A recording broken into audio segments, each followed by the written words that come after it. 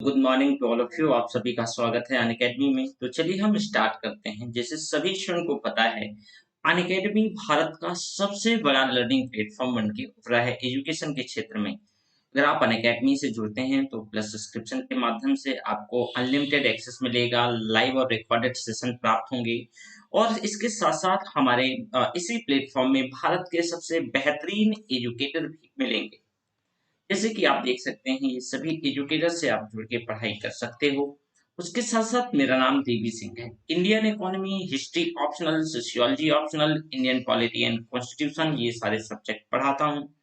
Unacademy का ये profile link है, ये टेलीग्राम लिंक है। इसमें सारे आपको जितना भी रॉ मटेरियल्स है, इसी टेलीग्राम लिंक पे प्राप्त हो जाएगा। राइट। SPDSC 10 ABYT, ये दोनों कोड हैं जिनको यूज करके आप डिस्काउंट प्राप्त कर सकोगे।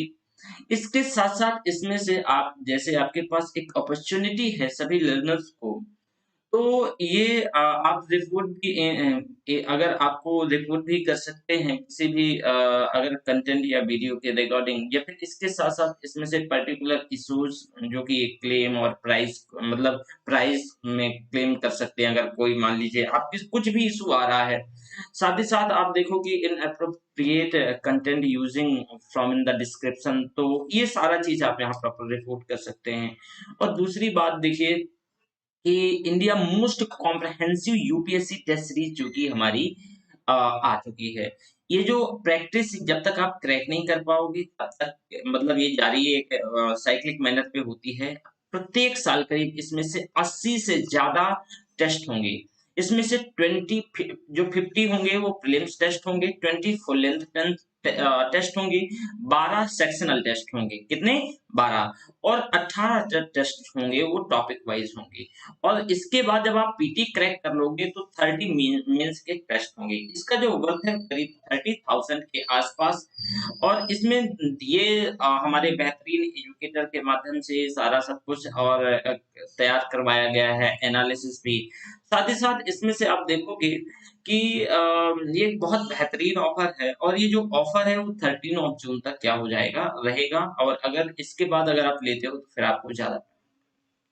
वहीं यूपीएससी महा सब्सक्रिप्शन ऑफर के अंतर्गत अगर आप सब्सक्राइब करते हो तो 1 ईयर का सब्सक्रिप्शन जो वैलिडिटी प्लान मेंस 2022 तक, और यहाँ 2 ईयर का अगर प्लान सब्सक्राइब करते हो तो मेंस 2023 तक रहेगा ये। ठीक है। इसके साथ साथ वन सब्सक्रिप्शन टू क्रैकेटॉल के अंतर्गत इसमें से 25% विद ऑप्शनल, 10% यूजिंग रेफरल। यानी आप जीएस विद ऑप्शनल और आइकॉनिक विद ऑप्शनल अगर बात कर रहे हैं, तो जैसे देखो जीएस विद ऑप्शनल में 1 ईयर की फीस 77,000 पहली थी। अब जो न्यू फीस स्ट्रक्चर है 57,500। इसके साथ साथ 2 ईयर तो इसमें 1,12,000 और 83,000 न्यू। 3 ईयर का 1 लाख, इसमें से 1,40,000, इसमें से 1 लाख।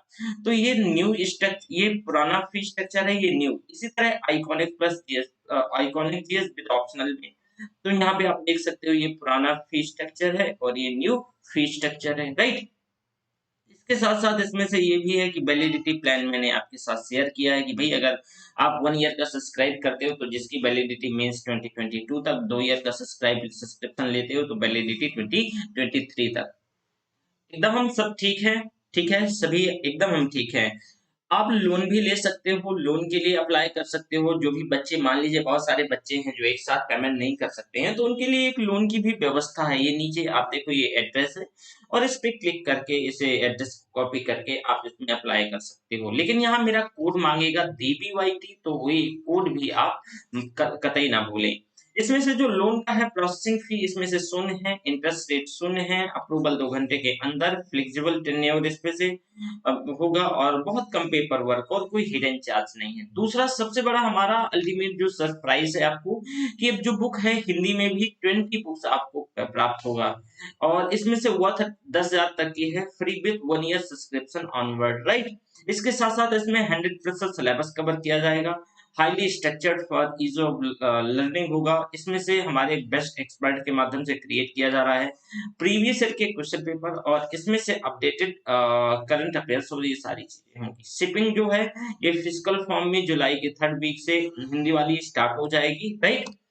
और इसमें से देखो इंडिया बेस्ट प्रोग्राम के अंतर्गत देखो वीकली 1-on-1 पर्सनल मीटिंग भी हेल्ड होगी, और ये ऑफर आपको 23 जून तक है, तो जल्द से सब्सक्राइब कर लो। अगर आप प्लस के माध्यम से जुड़ते हो तो इसमें से आपको प्लस के माध्यम से live classes, weekly test, unlimited access, structured courses, वहीं इसमें से personal guidance, study planner, study material, expert guideline, test analysis, ये आइकॉनिक में मिलता है। तो ये आइकॉनिक में ये सारी चीजें मिलती हैं, साथ में प्लस की भी चीजें ऐड होती हैं। ओके, इसके साथ साथ बताएं कि प्लस में आप मेरा एक कोड DBYT यूज करके आप जैसे कि मान लो ये 6 मंथ, 12 माह, 24 माह, 36 माह का फी स्ट्रक्चर है, और ये आपका मतलब वही मेरा कोड यूज करने के बाद का ये फी स्ट्रक्चर है। वहीं इसमें से आप देखो आइकॉनिक में पुराना मतलब ये पुराना फी स्ट्रक्चर है विदाउट कोड, और जैसे कोड मेरा यूज करोगे तो ये है। तो ये मेरा कोड है, आप जल्द से जल्द से सभी को गुड मॉर्निंग। इसके साथ साथ ऑप्शनल को लेकर के तो आप यहाँ देख सकते हो, अगर मात्र ऑप्शनल वाले बच्चे जो ऑप्शनल लेना चाहते हैं, ठीक है, तो EMI पे भी उपलब्ध है। आप ऑप्शनल वाले बच्चे तो ये ध्यान से दे सकते हैं 36 माह, 24 माह, 12 माह। तो जो सोशियोलॉजी वाले बच्चे हैं तो उनसे उम्मीद कर सकता हूँ कि ऑलमोस्ट 24 माह का तो आप कर लो, और मैं इसमें इसके अंदर करवा दूंगा, ठीक है। वहीं ये मेरा DBYT ये कोड यूज करके आप यहाँ पे डिस्काउंट प्राप्त कर सकोगे। हमारे 23 जून से कुछ बैचेज स्टार्ट हैं, 1 ईयर बेस्ड बैचेज हैं, 2 ईयर बेस्ड बैचेज हैं। विवाह विवाह एवं परिवार एवं परिवार, फैमिली, यानी किनशिप,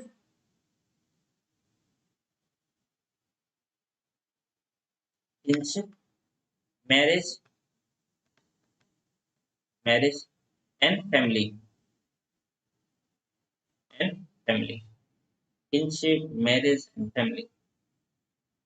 ठीक, अब देखो, अब ध्यान से समझना, मैं एक एक को बारी बारी से समझाने का प्रयास करता हूँ। देखो, हर वह संबंध जो कि सामाजिक मान्यता प्राप्त हो, कोई भी ऐसा संबंध जिसको सामाजिक मान्यता प्राप्त हो, स्वजनता कहलाती है। अब यहाँ बहुत इंटरेस्टिंग है, ऐसे समझो, तो हम बारी बारी से देख लेते हैं। स्वजनता, किनशिप, कोई भी वैसा संबंध, कोई भी वैसा संबंध जिसको सामाजिक मान्यता प्राप्त, हर वह संबंध, हर वह संबंध जिसको सामाजिक मान्यता प्राप्त, जिसको सामाजिक मान्यता प्राप्त, सामाजिक मान्यता प्राप्त,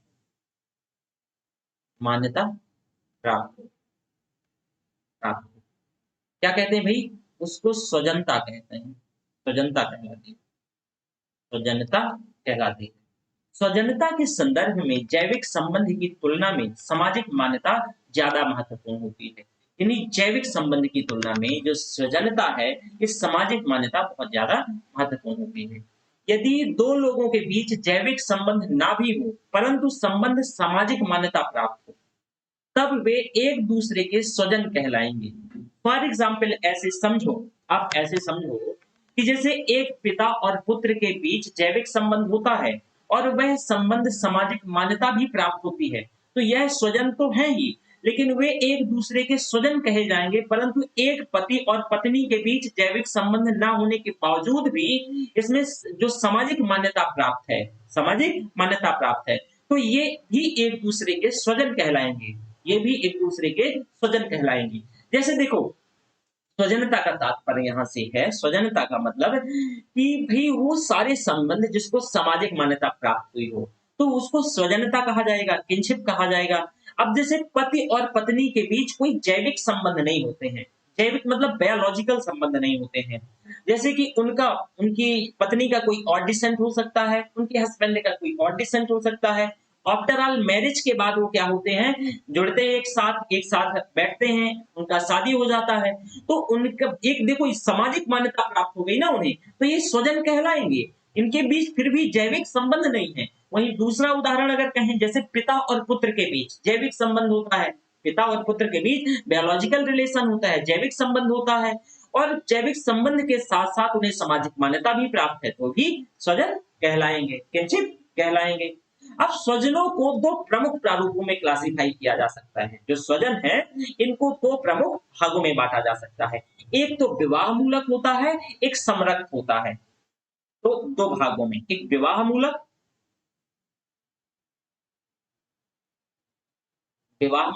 और दूसरा समरक्त। समरक्त देखो भाई,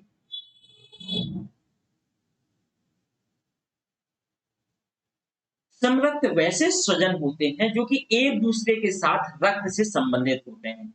एक दूसरे के साथ भी रक्त से संबंध होते हैं, रक्त से संबंधित होते हैं, जैसे भाई बहन।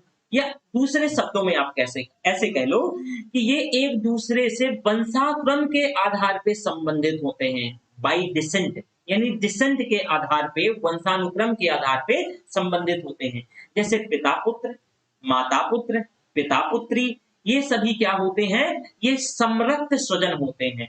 ये समरक्त स्वजन कहते हैं। क्यों? क्योंकि ये ब्लड से संबंधित होते हैं, ये रक्त से संबंधित होते हैं। जैसे कि पिता पुत्र रक्त से संबंधित होते हैं, माता पुत्र रक्त से संबंधित होते हैं, पिता पुत्री रक्त से संबंधित होते हैं। तो समरक्तों को पुनः दो भागों में बांटा गया है। जो समरक्त होते हैं इनको अगेन दो भागों में क्लासिफाई किया गया है, दो भागों में बांटा गया है। अब जैसे कि वे जो समरक्त जो कि लंबवत रूप से एक दूसरे से जुड़े होते हैं, जैसे कि पिता पुत्र, ये क्या है, ये वर्टिकली लंबवत एक दूसरे से जुड़े होते हैं। तो ये समरक्त वैसे, और दूसरे समरक्त जो क्षैतिज रूप से एक दूसरे से जुड़े होते हैं, जैसे भाई बहन। अब जैसे पिता पुत्र, ये लंबवत तौर से एक दूसरे से क्या भाई, जुड़े हुए हैं। तो इनको अगेन दो भागों में बांटा जाता है, समरक्त को। और वही भाई बहन, तो ये क्षैतिज जुड़े हुए हैं, भाई बहन। ये भी देखो समरक्त हैं, ये भी क्या है भाई, समरक्त हैं। और ये भी समरक्त हैं, लेकिन ये लंबवत तौर से एक दूसरे से जुड़े हैं, और ये क्षैतिज तौर से एक दूसरे से जुड़े हुए हैं, क्षैतिज तौर से एक दूसरे से जुड़े हुए हैं। तो आपने देखा कि स्वजनता को, हमने देखा कि भाई जो स्वजनता है, हर एक वैसे संबंध जिनको सामाजिक मान्यता प्राप्त है उसको स्वजनता कहेंगे। स्वजनता अगेन दो भागों में बटा होता है, एक सब विवाह मूलक स्वजनता और समरक्त स्वजनता। हमने समरक्त स्वजनता को दो भागों में बांटा कि भाई एक लंबवत समरक्त स्वजनता और एक क्षैतिज समरक्त स्वजनता। अब जो लंबवत का जैसे उदाहरण है पिता पुत्र, ठीक है। जैसे कि यहाँ पे मान लो दादा दादा, पिता पुत्र, ये किसका उदाहरण है, ये लंबवत समरक्त स्वजनता का उदाहरण है। वहीं क्षैतिज समरक्त स्वजनता भाई बहन, ये उसका उदाहरण है। ठीक है। वहीं इससे, यानी इससे जो भिन्न है, एक विवाह मूलक स्वजन भी होता है। तो देखो जरा, विवाह मूलक स्वजन का मतलब क्या होता है, ये कौन होते हैं विवाह मूलक स्वजन? देखो, विवाह मूलक स्वजन वे स्वजन हैं जिनके बीच संबंध का आधार विवाह हो। इनके बीच संबंध का जो आधार है वो क्या होता है भाई, विवाह होता है। वैसे वो विवाह मूलक स्वजन कहते हैं। अब जैसे कि उदाहरण के तौर पे देखो, पति पत्नी, बहू ससुर, फॉर एग्जाम्पल पति पत्नी, पति पत्नी, बहू ससुर, बहू ससुर, ये भाई विवाह मूलक क्या है, ये विवाह मूलक स्वजन है। ठीक है। मैं थोड़ा सा एक चीज, आपने हालांकि ये रीजनिंग में पढ़ा होगा, मैं देखो कुछ आगे मैं बताऊंगा, तो इसको दर्शाने के लिए आप ये ध्यान रखिएगा, मैं ट्रायंगल से पुरुष को दर्शाऊंगा। रीजनिंग में आपने पढ़ा होगा, ट्रायंगल से मैं पुरुष को दर्शाऊंगा, ट्रायंगल से पुरुष को दर्शाऊंगा, और सर्किल से महिला को दर्शाऊंगा। मैं इन्हीं का प्रयोग करूंगा, इन चिन्हों का ध्यान रखिएगा। महिला को दर्शाऊंगा, और ये जो है इक्वल, तो इक्वल को विवाह संबंध यानी मैरिटल बॉन्ड इसको बोलते हैं, विवाह संबंध, विवाह संबंध, मैरिटल बॉन्ड। ये जो पैरेलल डंडा होता है, ये डिसेंट, वंशानुक्रम, वंशानुक्रम, वंशानुक्रम। और ये जो ये सिंगल पैरेलल डंडा होता है, ये समान वंशानुक्रम। अभी मैं समझाऊंगा इनका मतलब, समान वंशा वंशानुक्रम, समान। हालांकि ये रीजनिंग में आपने पढ़ा होगा, लेकिन यहां मैं इस वजह से समझा रहा हूं क्योंकि इनका आगे उदाहरण लूंगा। ठीक है, तो यहां तक पहले जो मैंने आपको चीज बताई यहां तक बताओ। अगर कोई भी बच्चे को डाउट है, जो कि मैंने सृजनता बताया, कोई बच्चा ऐसा जो कि मैंने अभी तक आपको सृजनता बताया, यहाँ तक किसी भी बच्चे को अगर डाउट है तो मुझसे पूछ लो, जब तक मैं आपको क्लियर कर देता हूं। अगर किसी को कोई डाउट नहीं है तो आप यहाँ देखिएगा। अब जैसे कि आप ऐसे समझो कि ए और बी यानी ट्रायंगल ए, मैरिटल बॉन्ड यानी सर्किल बी, मतलब ए बी की पत्नी है, यही हुआ ना, ए बी की पत्नी है। ये क्या वंशानुक्रम को दर्शाता है? किसको भाई? वंशानुक्रम को दर्शाता है, और ये समान वंशानुक्रम को दर्शाता है। अब जैसे ट्रायंगल सी और सर्किल टी, सर्किल टी, तो यहाँ पर ए और बी एक दूसरे के, यहाँ पे उदाहरण से समझिएगा, ठीक है। यहाँ पर ए, जो ये ए है, कलर बदल लेता हूं मैं, है ना, यहाँ पे जो ए है और ये बी एक दूसरे के विवाह मूलक स्वजन है, एक दूसरे के विवाह मूलक स्वजन है। जबकि ए बी, यहाँ पे देखो, सॉरी, ए सी बी यानी ए सी और बी, और बी डी और सी, ये एक दूसरे के समरथ हैं। ये एक दूसरे के क्या है? समरथ हैं। मतलब कि यहाँ पे ऐसे देखो, ए और सी और बी, तो ये क्या है भाई? एक दूसरे के समरक्त कहे जाएंगे। वहीं बी, ये जो बी और डी क्या है? डी और सी, डी और सी, यानी जो ये भी एक दूसरे के समरक्त कहे जाएंगे, एक दूसरे के समरक्त कहे जाएंगे। ठीक है, तो आपने इसको उदाहरण से समझा। अब स्वजनता से संबंधित कुछ शब्दावलियों को सुन लो। किनशिप से संबंधित, स्वजनता से संबंधित कुछ शब्दावलियां। स्वजनता से संबंधित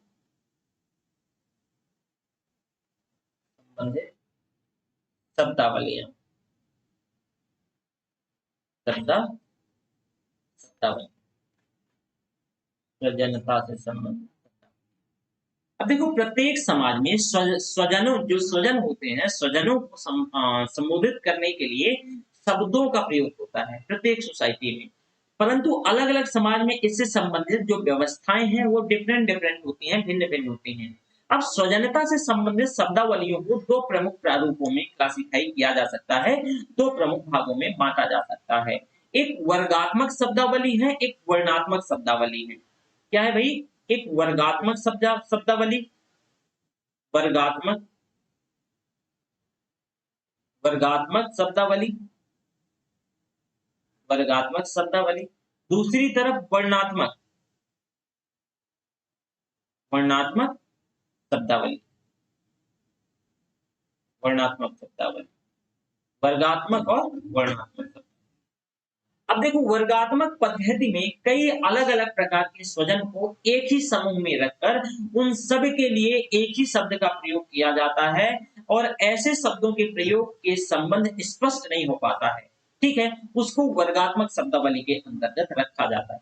जैसे कि पिता के छोटे भाई, पिता के बड़े भाई, मामा, इन सभी को एक ग्रुप में रख के तो आप देखोगे कि ऐसे शब्दों के प्रयोग से जो संबंध है वो स्पष्ट ही नहीं हो पाता है।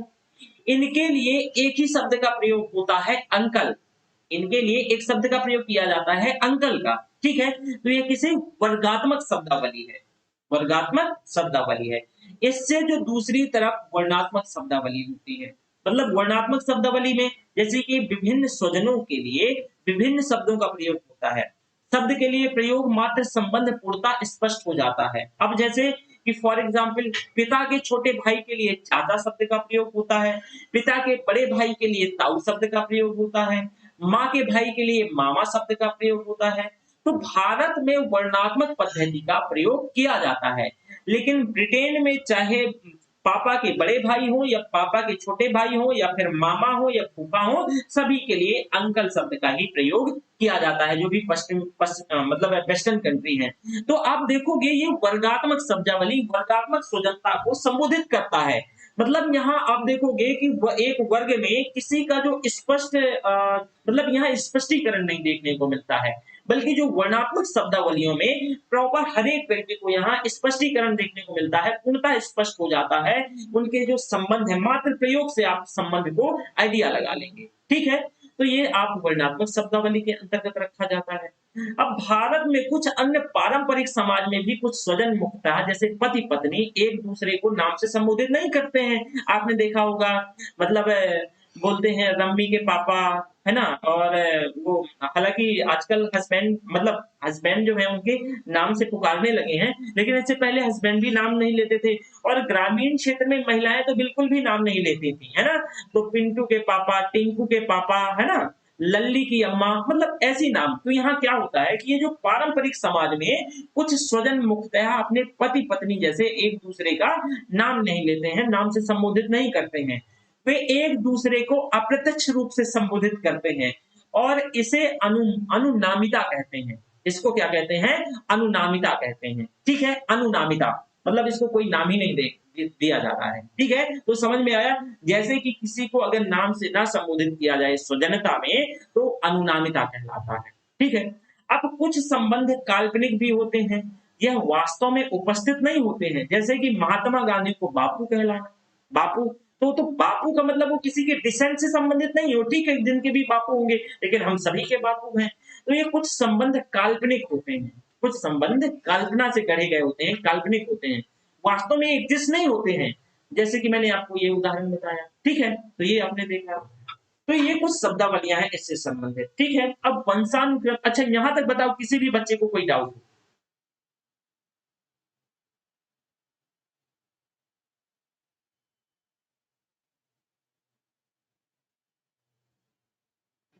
यहां तक पूछो, अगर किसी भी बच्चे को कोई डाउट है। अनम, आनंद।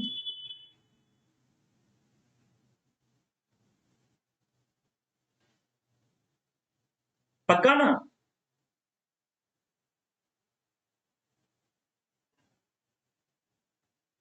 हाँ, गोलू की मम्मी, पिंटू की मम्मी, पिंटू के पापा, रचना की अम्मी, सब यही, मतलब नाम से नहीं पुकारते हैं। हालांकि अब बदल रहा है सब कुछ, ठीक है। और वो बोलते हैं ना कि वे, मतलब महिलाएं बोलती हैं कि आज उनके पापा आ जाएं तो बताएंगे, तो मतलब वही उनके पापा आ जाएं या वो आ जाएं या उनको आने दो, मतलब ये क्या है? ये सब, मतलब इसमें स्पष्ट नाम नहीं दिया जा रहा है ना। तो ये अनुनामिता है, कोई नाम नहीं है, ये अप्रत्यक्ष तौर से एक दूसरे को संबोधित कर रहे हैं, इधर उधर का सहारा लेकर के, है ना। अब वंशानुक्रम की व्यवस्था देखो भाई।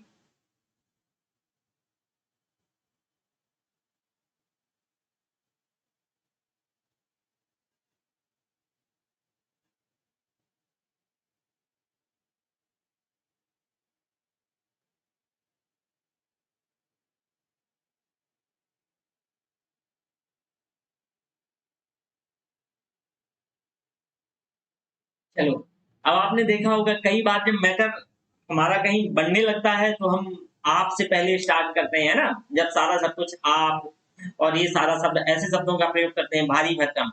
जब जान जाते हैं कि सब स्थिति अब सेटल हो चुकी है, तो फिर आपसे हम डायरेक्ट तुम में आ जाते हैं, है ना। तो ये सब वैसे ही है। ये सारे शब्द अनुनामिता ही है, एनोनिमस, राइट। चलो, अब वंशानुक्रम की व्यवस्था।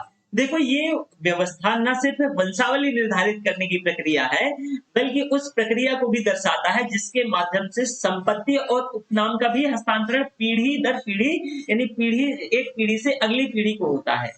जहां तक हम अपने वास्तविक पूर्वजों की पहचान कर सकते हैं, तो ये ऐसा होता है। वह हमारी वंशावली कहलाती है। उसको हम क्या कहते हैं? वंशावली कहते हैं। लीनियज आपने सुना होगा।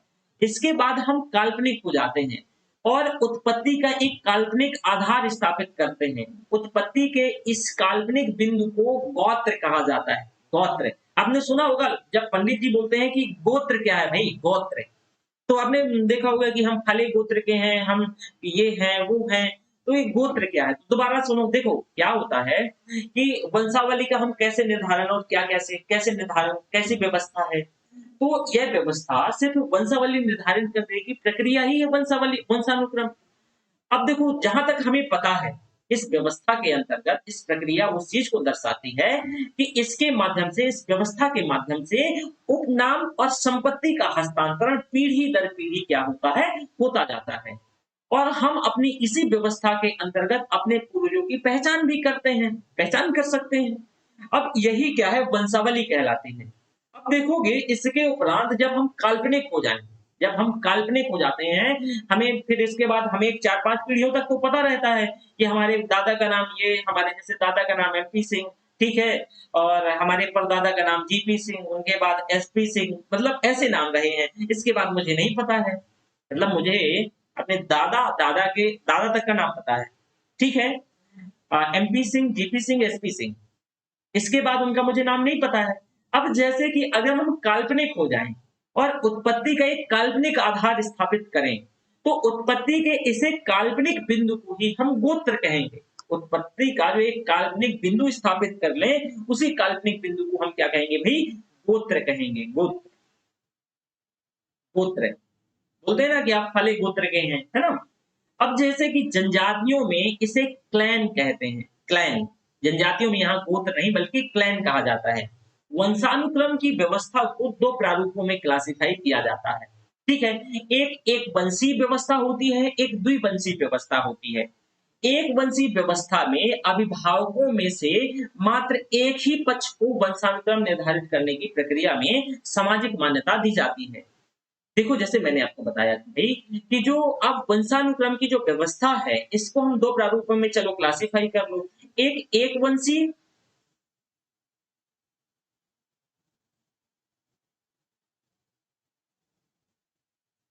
एक वंशीय और द्विवंशीय। एक वंशीय और द्विवंशीय, द्विवंशीय। अब देखो भाई, यानी ये जो ये जो एक वंशीय है, यूनिलिनियल, ठीक है, यूनिलिनियल सिस्टम, और ये जो है कॉग्निलिनियल सिस्टम। तो एक वंशीय और द्विवंशीय जो व्यवस्था है, अब देखो एक वंशीय व्यवस्था में जो गार्जियन है, तो अभिभावकों में से मात्र एक ही पक्ष को वंशानुक्रम निर्धारित करने की प्रक्रिया में सामाजिक मान्यता दी जाती है।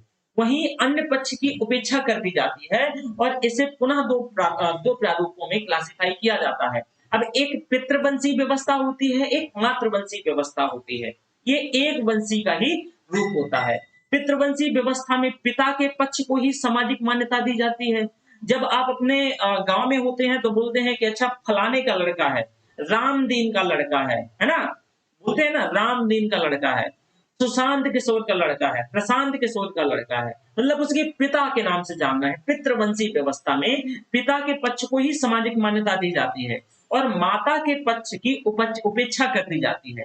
इस व्यवस्था में संपत्ति और उपनाम का हस्तांतरण पिता से पुत्र को होता है और पुत्रियां वंचित रह जाती हैं, क्योंकि ऐसे परिवारों में सत्ता भी पुरुष सदस्यों के पास होती है और ऐसे परिवार पितृसत्तात्मक भी हो जाते हैं। भारतीय समाज मुख्यतः पितृवंशी पितृसत्तात्मक है और पूरे विश्व में लगभग 85% समाज पितृवंशी या पितृसत्तात्मक समाज है।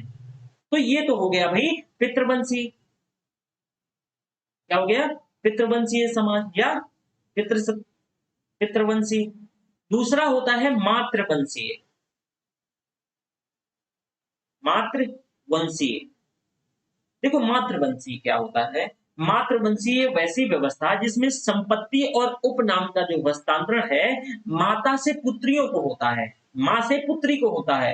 यदि ऐसे समाज में प्राधिकार भी महिलाओं के पास होते हैं, जितनी भी अथॉरिटीज है महिलाओं के पास होती हैं, तब इसे मातृसत्ता कहा जाता है, तब इसे मातृसत्ता कहा जाएगा।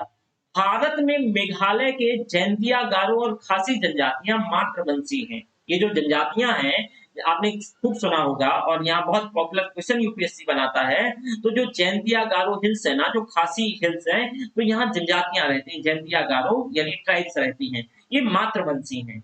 और संपत्ति का प्रबंधन पुरुष सदस्य करते हैं यहाँ पे, मतलब संपत्ति का जो आप देखोगे कि जो ट्रांसफर है वो माँ से पुत्री को होगा, लेकिन जो मैनेजमेंट है वो पुत्र करता, मतलब पुरुष सदस्य करते हैं।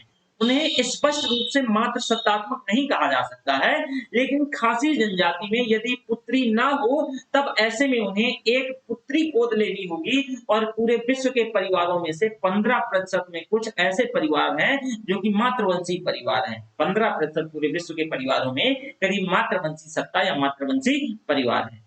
रॉबिन फॉक्स ने स्वजनता की संरचनात्मक सिद्धांत के अंतर्गत प्रतिपादित करते हुए कहा कि भाई परिवार पितृवंशी हो या फिर मातृवंशी हो, उसकी संरचना कुछ इस प्रकार होती है कि परिवार की जो आधारभूत आवश्यकताओं की पूर्ति हो सके, प्रत्येक परिवार में एक पुरुष सदस्य का होना अनिवार्य है जो कि परिवार की संपत्ति का प्रबंधन कर सके, और एक परिवार में महिला सदस्य भी होनी चाहिए ताकि घरेलू जिम्मेदारियों का निर्वहन हो सके। एक पुरुष सदस्य को एक अन्य पुरुष सदस्य ही प्रतिस्थापित करता है, जबकि एक महिला सदस्य को एक अन्य महिला सदस्य ही प्रतिस्थापित करती है। एक पितृवंशी परिवार में पिता को पुत्र प्रतिस्थापित करता है और माता को वधू यानी उनकी बहू प्रतिस्थापित करती है। इसी तरह एक मातृवंशी परिवार में माता को पुत्री प्रतिस्थापित करती है और पिता को उनका दामाद प्रतिस्थापित करता है। कौन? उनका दामाद, बेटा नहीं, दामाद प्रतिस्थापित करता है। दोनों ही परिस्थितियों में परिवार की संरचना और उसका प्रकार इक्वल यानी समान रहता है।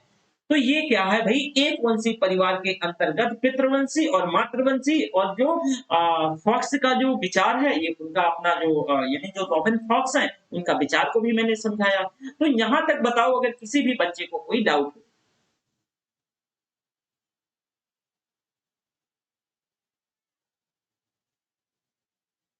नहीं विशाल, ये गलत है। नहीं है, ऐसा नहीं है। मेल हंटिंग पे जाते थे और महिलाएं घर पे रहती थी, और इसी वजह से आप देखोगे कि सबसे पहले जब एग्रीकल्चर इमरजेंस होगा तो उसमें महिलाएं टॉप मोस्ट पे होंगी, और महिलाओं का बहुत बड़ा रोल होगा। खाली रहती थी तो उन्हें कुछ, अगर मान लो उन्हें आया कुछ खाया तो उन्हें फेंक दिया, उन्हें लगा कि इससे तो यार उपज हो रही है, तो वो फिर महिलाओं ने सबसे ज्यादा, आप देखोगे एंशिएंट टाइम में, आप गलत बोल रहे हो।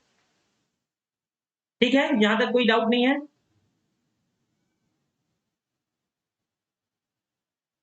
आगे भी पढ़ना है।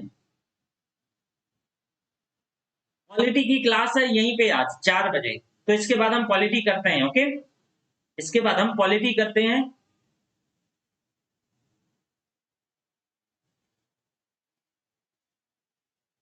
और जिनका ऑप्शनल सोशियोलॉजी है मुझे मैसेज कर दीजिएगा।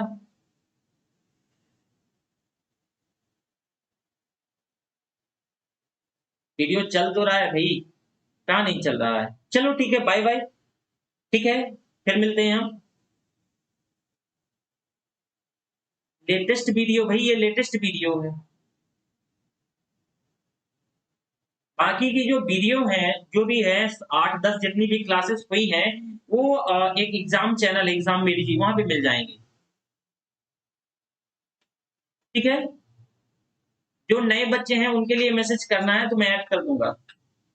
Thank you. को बताया था कि प्रत्येक सोसाइटी, प्रत्येक समाज में स्वजनों को संबोधित करने के लिए अलग अलग शब्दों का प्रयोग होता है। प्रत्येक सोसाइटी में भिन्न भिन्न प्रकार के शब्दों का प्रयोग किया जाता है स्वजनों को संबोधित संबोधित करने के लिए, परंतु अलग अलग समाज में इससे संबंधित व्यवस्थाएं भी अलग अलग होती हैं।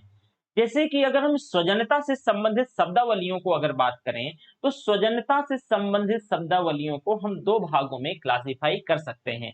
एक वर्गात्मक होता है, वर्गात्मक, एक वर्गात्मक शब्दावलियां, वर्गात्मक शब्दावलियां, और दूसरी वर्णात्मक शब्दावलियां होती हैं।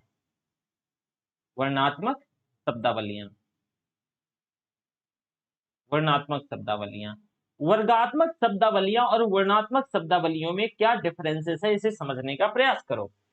अब पहले आप देखो कि वर्गात्मक, देखो भाई जो क्लासिफिकेटरी जो ये शब्दावलियां हैं, टर्मिनोलॉजी हैं, वर्गात्मक पद्धति में कई अलग अलग प्रकार के स्वजनों को एक ही समूह में रख करके इन सब के लिए एक शब्द का प्रयोग किया जाता है।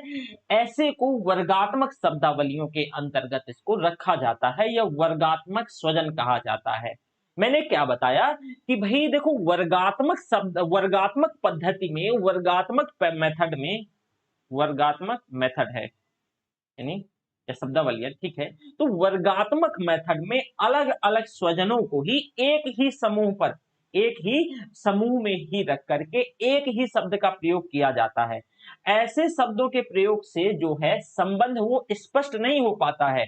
जैसे कि अगर हम बात करें तो पिता के छोटे भाई जो हमारे चाचा होते हैं उनको भी अंकल कहते हैं, पिता के बड़े भाई उनको भी अंकल कह देते हैं, और मामा को भी अंकल कह देते हैं, जो हमारी तथाकथित कुछ जो उच्च वर्ग है या वैसी सोसाइटी है, और फूफा जी को भी अंकल कह देते हैं। तो मतलब वर्गात्मक शब्दावलियों में जो क्लासिफिकेटरी टर्मिनोलॉजी है, इसमें से जो स्वजन है आप देखोगे एक समूह में रख दिया गया है, और इनके लिए अलग अलग शब्द का प्रयोग नहीं बल्कि एक ही शब्द का अंकल शब्द में ही सब ये आ जाता है। उससे दूसरी तरफ वर्णात्मक शब्दावलियां होती हैं, इसमें विभिन्न स्वजनों के लिए विभिन्न शब्दों का अलग अलग शब्दों का प्रयोग किया जाता है, तो इसको वर्णात्मक शब्दावली कहते हैं। इसके अंतर्गत आप देखोगे इसके शब्द के प्रयोग से संबंध पूरी तरीके से स्पष्ट हो जाता है, जो संबंध होता है वो पूरी तरीके से स्पष्ट हो जाता है। पिता के जैसे छोटे भाई के लिए हम चाचा शब्द का प्रयोग करते हैं, किसके? पिता के छोटे भाई के लिए चाचा शब्द का। पिता के बड़े भाई के लिए हम ताऊ शब्द का प्रयोग करते हैं, और माँ के भाई के लिए मामा शब्द का प्रयोग करते हैं, और पिता की बहन के हस्बैंड के लिए हम फूफा शब्द का प्रयोग करते हैं। बल्कि जो वर्गात्मक मेथड के अंतर्गत हम एक वर्ग में रख के और इन सभी के लिए एक ही शब्द का प्रयोग करते हैं। तो जो भारत में कुछ जो पारंपरिक समाज में कुछ स्वजन मुख्यतः पति और पत्नी और एक दूसरे को, जैसे कि जो पति और पत्नी होते हैं खासकर पारंपरिक समाज में, ये एक दूसरे का नाम नहीं लेते हैं, ये एक दूसरे का नाम नहीं लेते, बल्कि यह अप्रत्यक्ष तौर से एक दूसरे को प्रोनाउंसिएट करते हैं, संबोधित करते हैं। इसी को अनुनामिता कहा जाता है, इसी को अनुनामिता कहा जाता है। तो मतलब कि जैसे कि आपने सुना होगा, अपने घरानों में सुना होगा कि पिंटू के पापा, पिंटू की मम्मी, लल्ली की अम्मा, लल्ली के पापा, ये सभी आप देखोगे हमारी जो पारंपरिक सोसाइटी है, तो पति और पत्नी के बीच ये अप्रत्यक्ष तौर से संबोधन होता है, और इसी को अनुनामिता कहा जाता है। कुछ संबंध काल्पनिक होते हैं और यह वास्तव में एग्जिस्ट नहीं होते हैं, लेकिन फिर भी हम इन्हें कल्पना के तौर पे अलग अलग नामों से पुकारते हैं। फॉर एग्जाम्पल, जैसे कि हम महात्मा गांधी को बापू के नाम से, तो सबके बापू तो नहीं है, लेकिन महात्मा गांधी पूरे देश के बापू हैं। अब सबके बापू, अगर भारत की सोसाइटी में बात करें तो बापू का मतलब पिता होता है, तो महात्मा गांधी बायोलॉजिकली तो सबके पिता नहीं है ना, महात्मा गांधी जी बायोलॉजिकली सबके पिता नहीं है, लेकिन पूरे देश के हम सभी के पिता हैं, सभी के बापू हैं। बापू शब्द का प्रोनाउंसिएट किया गया है। तो कुछ संबंध काल्पनिक होते हैं और यह वास्तव में एग्जिस्ट नहीं होते हैं, और इनको ऐसे संबोधन से संबोधित किया जाता है। वहीं कल मैंने आपको वंशानुक्रम की व्यवस्था भी बताई थी कि वंशानुक्रम की व्यवस्था क्या होती है।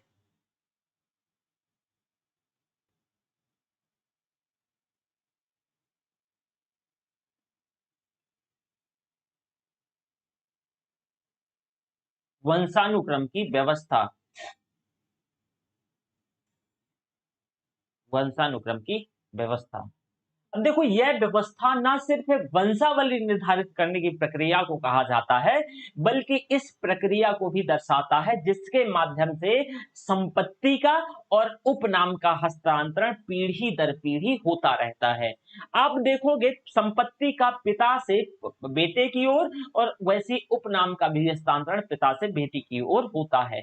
तो पीढ़ी दर पीढ़ी संपत्ति और उपनाम का हस्तांतरण होता रहता है। जहां तक हम अपने पूर्वजों की पहचान यानी जो ट्रेस कर पाते हैं, हम उसको लीनिएज या वंशावली कहते हैं। जहां तक हम अपने पूर्वजों को, अगर जैसे कि मैं अपने पूर्वजों को पहचान, तो मैं 2-3 पीढ़ी तक ही जानता हूं, 2-3 पीढ़ी के बाद मैं नाम नहीं जानता हूं। तो जहां तक हम इसको ट्रेस कर पाते हैं वो वंशावली, वो लीनियज कहलाता है, उसको वंशावली कहते हैं। फॉर एग्जाम्पल, मेरे दादाजी का नाम क्या है? MP सिंह, ठीक है। और मेरे परदादा जी का नाम क्या था? RG सिंह, ठीक है। और फिर उनके जो पिता थे वो ZB सिंह, तो मतलब ये क्या है, ये लीनियज है, ये वंशावली है, हम अपने पूर्वजों को ट्रेस कर रहे हैं, तो जहां तक ट्रेस कर पा रहे हैं इसको लीनियज कहा जाता है। इसके बाद हमारी कुछ चीजें कल्पना पे होती हैं, काल्पनिक होती हैं, जिसके बाद अगर हम ट्रेस नहीं कर पाए तो ये काल्पनिक हो जाते हैं। और उत्पत्ति का जो ये काल्पनिक आधार स्थापित करते हैं, हम इसी काल्पनिक बिंदु को ही गोत्र कहते हैं। आपने एक शब्द सुना होगा गोत्र, तो इसी काल्पनिक बिंदु को गोत्र कहा जाता है।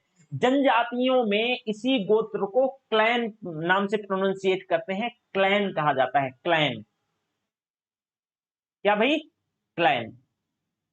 अब वंशानुक्रम की व्यवस्था को दो प्रमुख भागों में क्लासिफाई किया जाता है, एक यूनिलिनियल यानी एक वंशीय व्यवस्था, और दूसरी होती है यानी कॉग्निलिनियल या फिर द्विवंशीय व्यवस्था। भाई एक वंशीय व्यवस्था में अभिभावकों में से मात्र एक ही पक्ष को वंशानुक्रम निर्धारित करने की प्रक्रिया में सामाजिक मान्यता दी जाती है, और वह अपने पक्ष की अपेक्षा कर दी जाती है। जो अन्य पक्ष होते हैं, दूसरे पक्ष होते हैं, उनको हटा दिया जाता है।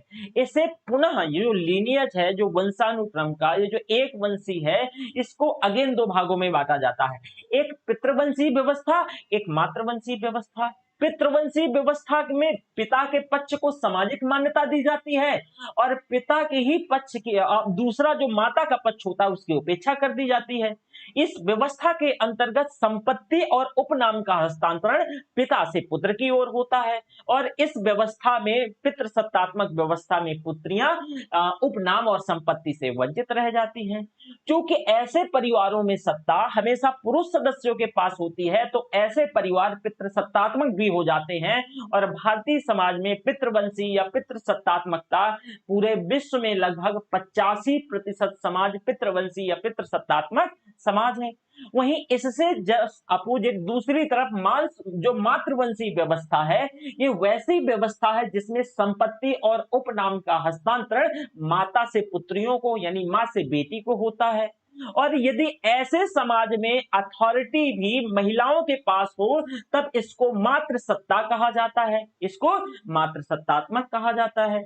अब भारत में मेघालय, जयंतिया, खासी, गारो जो जनजातियां हैं, यहाँ मातृवंशी यहाँ सत्ता है, परंतु संपत्ति का यहाँ भी प्रबंधन पुरुष सदस्यों के पास होता है, और उन्हें स्पष्ट रूप से मातृसत्तात्मक नहीं कहा जा सकता है। लेकिन फिर भी यहाँ पे देखोगे कि खासी जनजाति में यदि पुत्री ना हो, तब ऐसे में उन्हें एक पुत्री गोद लेनी होती है। और ऐसे अगर हम बात करें तो जो मातृवंशी सत्ता है, पूरे विश्व में जो 15% परिवार मातृवंशी से संबंधित है, मातृवंशी सत्ता है। तो आपने ये चीजों को बहुत आसानी से समझने का प्रयास किया। अब हमें देखना है रॉबिन फॉक्स के स्वजनता के संरचनात्मक सिद्धांत क्या है। रॉबिन फॉक्स का मैं सभी के क्वेश्चन लूंगा। हाँ, रॉबिन फॉक्स ने स्वजनता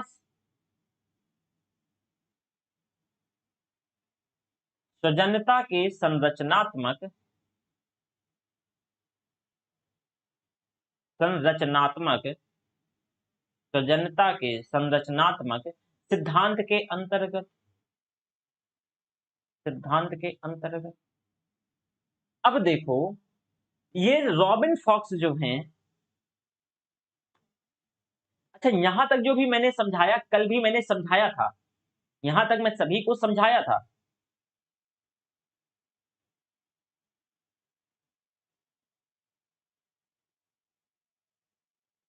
देखो रोहन चौधरी, यह अनुनामिता है, यह अप्रत्यक्ष तौर से आप उसको नाम नहीं दे रहे हो, यही अनुनामिता है। यही क्या है भाई? अनुनामिता है। ठीक है, ठीक है, चलो।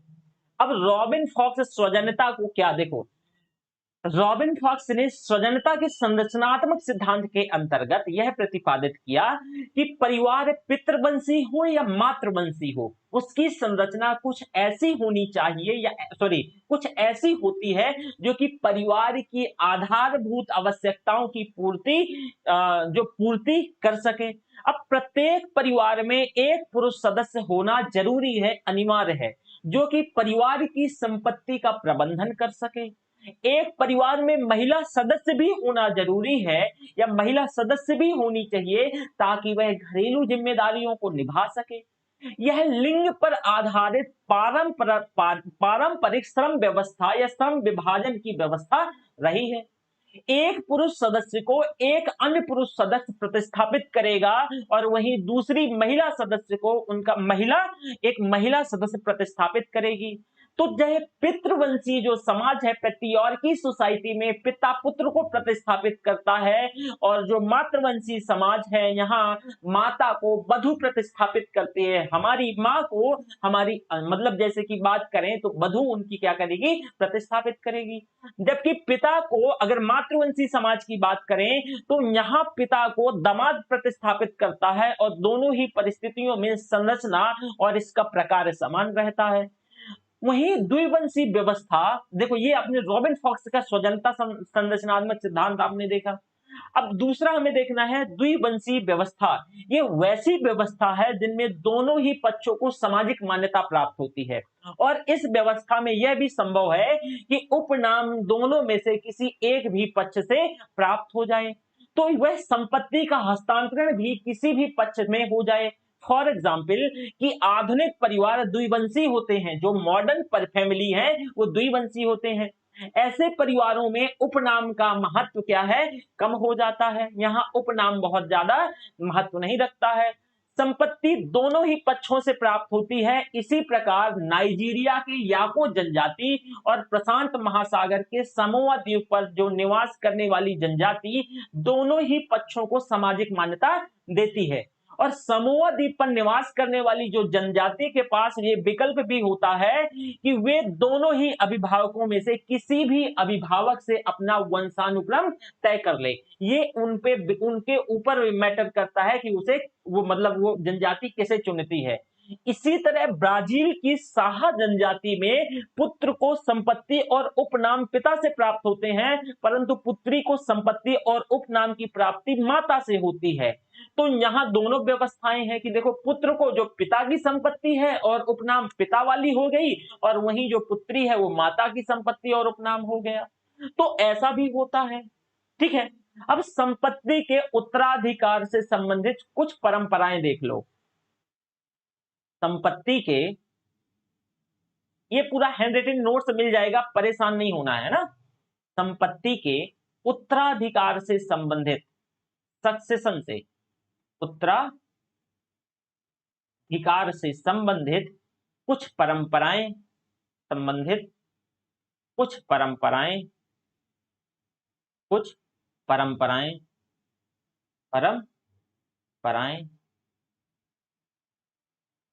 अब इसमें से क्या परंपराएं, देखो संपत्ति के उत्तराधिकार से संबंधित परंपराएं। अब प्रत्येक समाज में उत्तराधिकार से संबंधित कुछ परंपराएं अनिवार्य रूप से रहती ही रहती हैं। अब यह परंपराएं तब तक निरंतर चलती रहती हैं, उपस्थित रहती हैं, जब तक कानून इनको प्रतिस्थापित ना कर दे।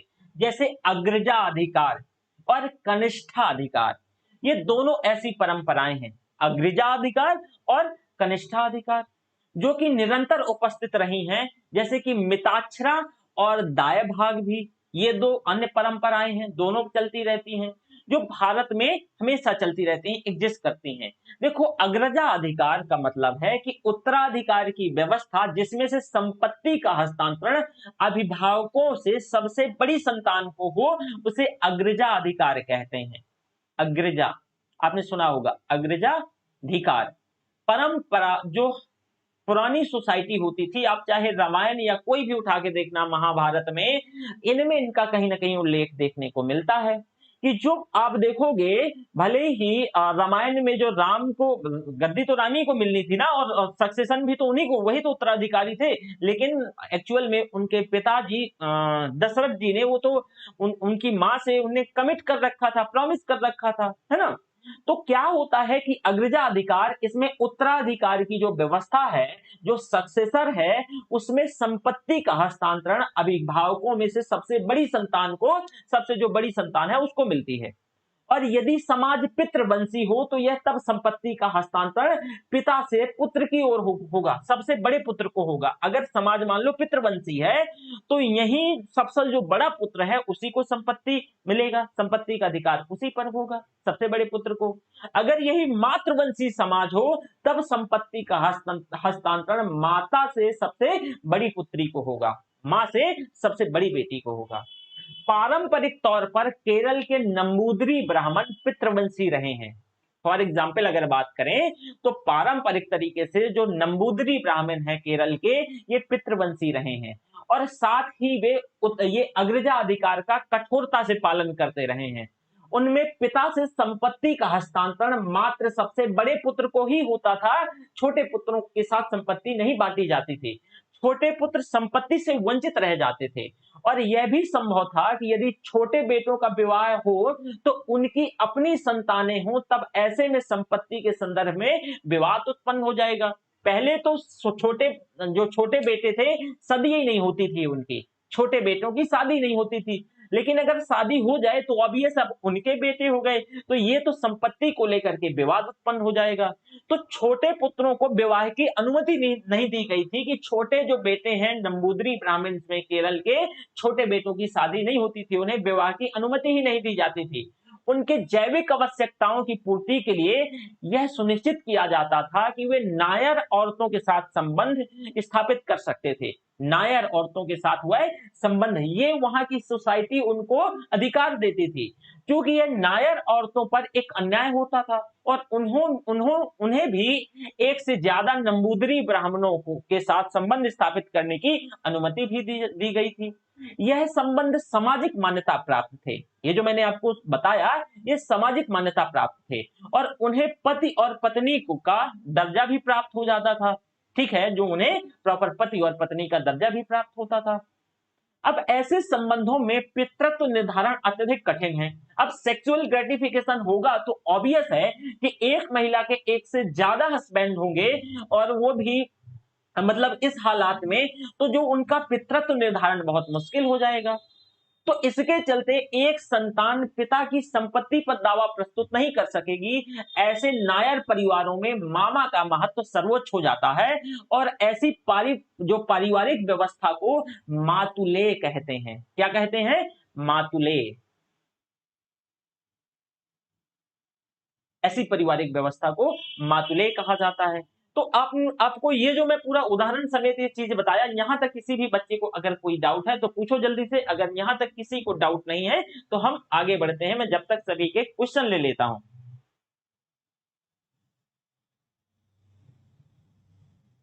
जल्दी से पूछो भाई।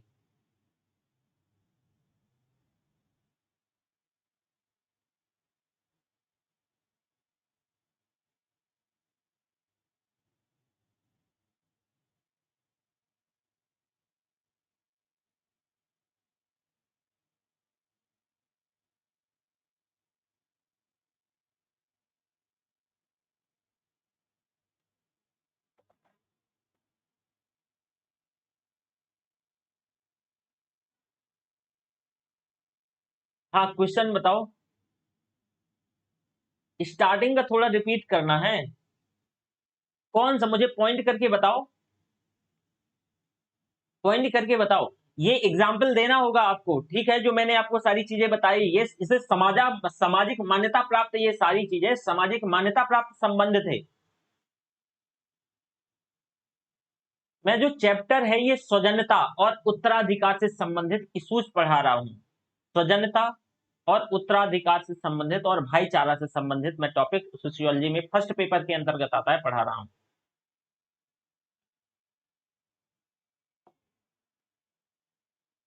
चलो, यहां तक सब सही है। अब आगे देखो, कनिष्ठाधिकार। कनिष्ठाधिकार, अब देखो, उत्तराधिकार की ये वह व्यवस्था है जिसमें संपत्ति का हस्तांतरण अभिभावकों से सबसे छोटी संतान को होता है, सबसे छोटी संतान को होता है। यदि परिवार एक पितृवंशी परिवार है तब संपत्ति का हस्तांतरण पिता से सबसे छोटे पुत्र की ओर सबसे छोटे पुत्र को होगा। यदि मान लो परिवार मातृवंशी है, तब संपत्ति का हस्तांतरण माता से सबसे छोटी पुत्री को होगा। मेघालय में जो जयंतिया, गारो और खासी जनजाति, तो ये ना सिर्फ मातृवंशी है बल्कि एक कनिष्ठाधिकार का भी पालन करते हैं। ये जो जनजाति हैं ये मातृवंशी तो है ही, साथ में एक कनिष्ठाधिकार का भी पालन करते हैं कि माता से सबसे छोटी पुत्री को क्या होता है भाई, यहाँ सबसे छोटी पुत्री को संपत्ति का हस्तांतरण होता है। इन जनजातियों में संपत्ति का हस्तांतरण माता से सबसे छोटी बेटी को, सबसे छोटी पुत्री को। बड़ी पुत्रियां जो हैं ये वंचित रह जाती हैं और बड़ी बेटियों के विवाह के बाद उनके पति उसी आवास में अपने परिवार के साथ तब तक निवास करते हैं जब तक वे आत्मनिर्भर ना हो जाएं। क्यों? क्योंकि भाई उनके पास संपत्ति, अब देखो जरा ऑब्वियस है, उनके पास कोई संपत्ति नहीं है तो कहां जाएंगे। तो उनके जो बड़े भाई के हस्बैंड हैं, जो बड़े भाई के हस्बैंड हैं, तो क्या, सॉरी बड़े भाई कह रहा हूं, बड़ी बेटी के जो हस्बैंड हैं, तो ये क्या करती हैं, उन्हीं के साथ निवास करती हैं, उन्हीं के साथ, उन्हीं के आवास में अपने परिवार के साथ निवास करती हैं। और जब तक वो रहते हैं, जब तक वह स्वयं आत्मनिर्भर ना हो जाएं। परंतु वे अपने परिवार को लेकर जब जैसे आत्मनिर्भर होते हैं तो अपने परिवार को लेकर के वो अलग हो जाते हैं। अब मात्र छोटी पुत्री ही अपने पति के साथ उस आवास में मतलब लाइफ टाइम, जीवन पर्यंत तक निवास कर सकती है। तो आपने ये देखा कनिष्ठाधिकार का एग्जाम्पल। अब एक दूसरा आता है मिताक्षरा। मिताक्षरा, ये मिताक्षरा क्या है? देखो यह भी एक पारंपरिक कानून रहा है जिसका अनुपालन पश्चिम बंगाल, असम, त्रिपुरा, उड़ीसा को छोड़कर भारत के सभी हिस्सों में मिताक्षरा का अनुपालन होता रहा है। इस व्यवस्था में एक हिंदू परिवार में पिता की संपत्ति पर पुत्र का जन्मजात अधिकार होता था। पिता भी पुत्र को इस अधिकार से वंचित नहीं कर सकता था। इससे भिन्न दाय भाग का अनुपालन पश्चिम बंगाल, उड़ीसा, असम और त्रिपुरा में होता था और इस व्यवस्था के अंतर्गत पिता की संपत्ति में पुत्र का जन्मजात अधिकार नहीं होता था, उनकी दया पर यह निर्भर होता था।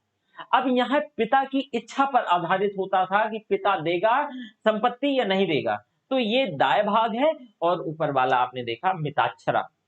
अब भारत में स्वजनता से संबंधित विविधता और इसका सांस्कृतिक आधार देखो। भारत में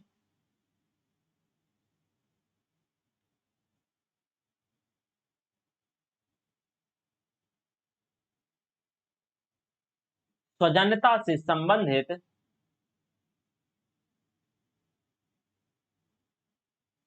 से संबंधित विविधता और सांस्कृतिक आधार, सांस्कृतिक आधार, सांस्कृतिक आधार। अब देखो भाई, स्वजनता के संदर्भ में भारतीय समाज में उच्च स्तरीय जो विविधता है, डाइवर्सिटी देखी जा सकती है। इस विविधता को इरावती करवे ने समझाने का एक व्यवस्थित रूप से समझाया और उनने अपनी पुस्तक kinship and organisation in India में यह समझाने का प्रयास किया। इसको किसने भाई? इरावती,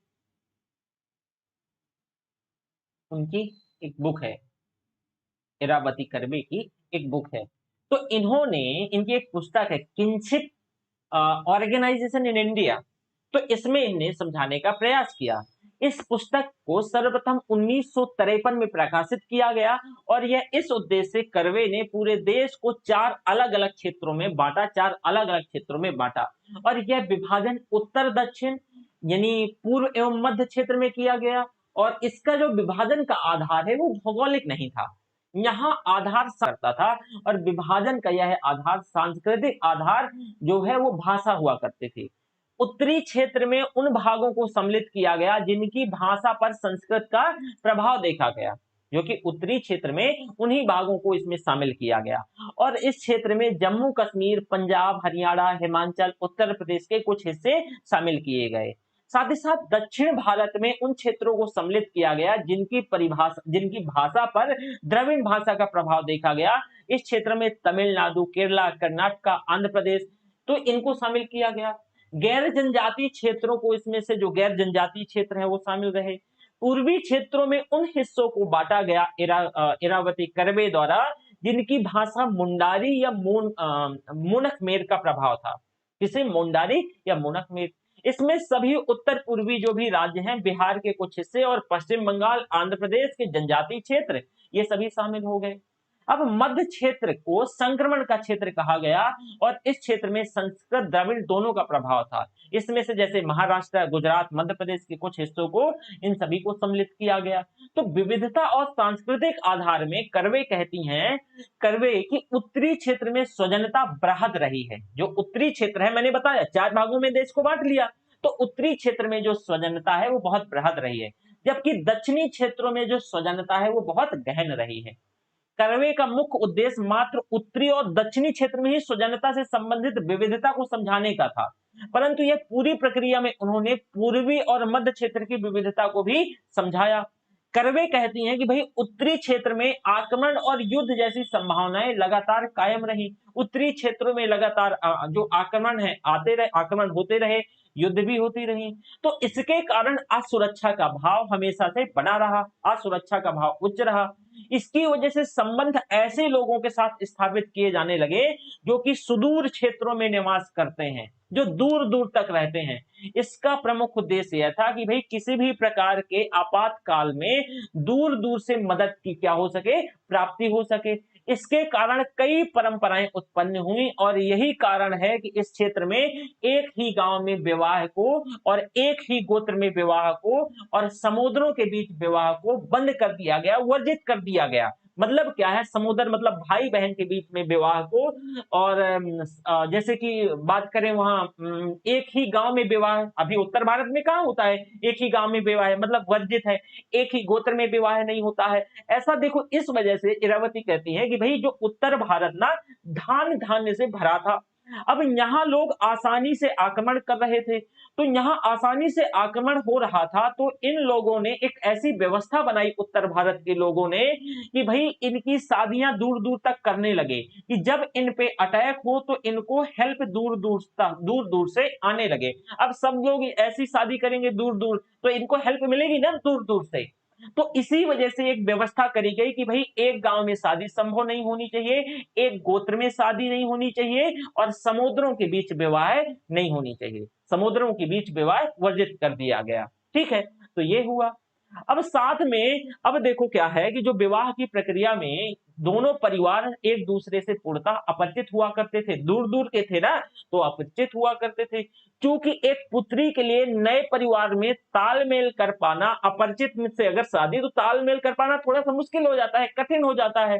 तो बाल विवाह की प्रथा प्रारंभ हुई, बाल विवाह की प्रथा प्रारंभ हुई, ताकि अगर आप छोटे में शादी कर दोगे तो जब बेटी हमारी कहीं दूसरी जगह ब्याह के जाएगी तो उसको आदत लग जाएगी।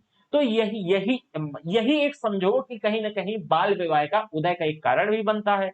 यदि वह कम आयु में है तो नए परिवार का हिस्सा बन जाने में उसके लिए आसान रहेगा, उसके लिए उस नए परिवार के साथ तालमेल स्थापित करना सरल हो जाता है जब नई एज में, कम एज में कोई व्यक्ति दूसरे परिवार में सेटल होता है। क्योंकि इस परिवार में वधू अथवा पत्नी एक अपरिचित परिवार से जाती है ना, अपरिचित परिवार से आती है, तो समरक्तों के बीच का संबंध अत्यधिक सशक्त होता है। और जब समरक्तों के बीच का जो सशक्त दूर से होते हैं और समरक्तों के बीच का जो संबंध है बहुत सशक्त होता है, बहुत मजबूत होता है, तो विवाह मूलक स्वजन जो होते हैं इनके बीच संबंध कमजोर होते हैं और विवाह की प्रक्रिया में एक शत्रुतापूर्ण माहौल भी बन जाता है, हॉस्टाइल बिहेवियर भी देखा जाता है। ये साथ ही साथ इस शत्रुतापूर्ण की अभिव्यक्ति जो है लोक फोक सॉन्ग में देखने को मिलती है, इसी वजह से कि लोगों का फ्रस्ट्रेशन निकल जाए। जब हमारे हिंदू समाज में उत्तर भारत में शादी होती है, आप सब लोग गांव क्षेत्र से होंगे, तो जब दूल्हा कलेवा करने आता है तो जो महिलाएं हैं फोक सॉन्ग के माध्यम से गाली देती हैं, फोक सॉन्ग के माध्यम से गाली देती हैं। क्यों? क्योंकि यही फ्रस्ट्रेशन, मतलब कि फ्रस्ट्रेशन निकल जाए। ठीक है, तो इसका हर एक चीज का देखो, समाज शास्त्र में, सोशियोलॉजी में हर एक चीज का कहीं ना कहीं कुछ प्रकार है, उसका अर्थ है। ठीक है ना, उसका क्या है अर्थ है। अब जैसे कौन कौन जानता है कि जब आप बारात जाते हो तो जब बाराती वापस हो रहे होते हैं तो लड़की पक्ष की महिलाएं बहुत गरियाती हैं। लड़की पक्ष की जो महिलाएं हैं फोक सॉन्ग के माध्यम से, लोक गीतों के माध्यम से बहुत गाली देती हैं। वो इसी के लिए गाली देते हैं, फ्रस्ट्रेशन, समझ में आया, हॉस्टाइल बिहेवियर पनप जाता है उन दोनों परिवारों के बीच, क्योंकि पहले से कोई संबंध नहीं है।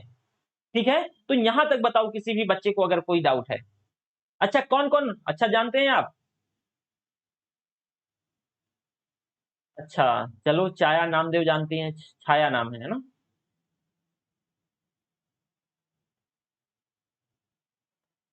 अच्छा, रिकॉर्डिंग में गाली, रिकॉर्डिंग में मतलब?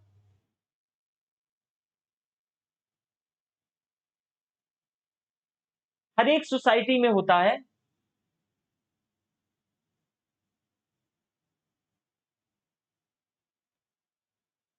ठीक है, ये इसी वजह से ऐसा होता है।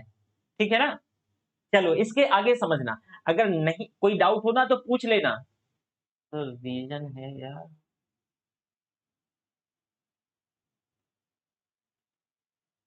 नहीं वो कल्पना, उसके पीछे यही कहानी है, कल्पना जी, उसके पीछे यही कहानी है।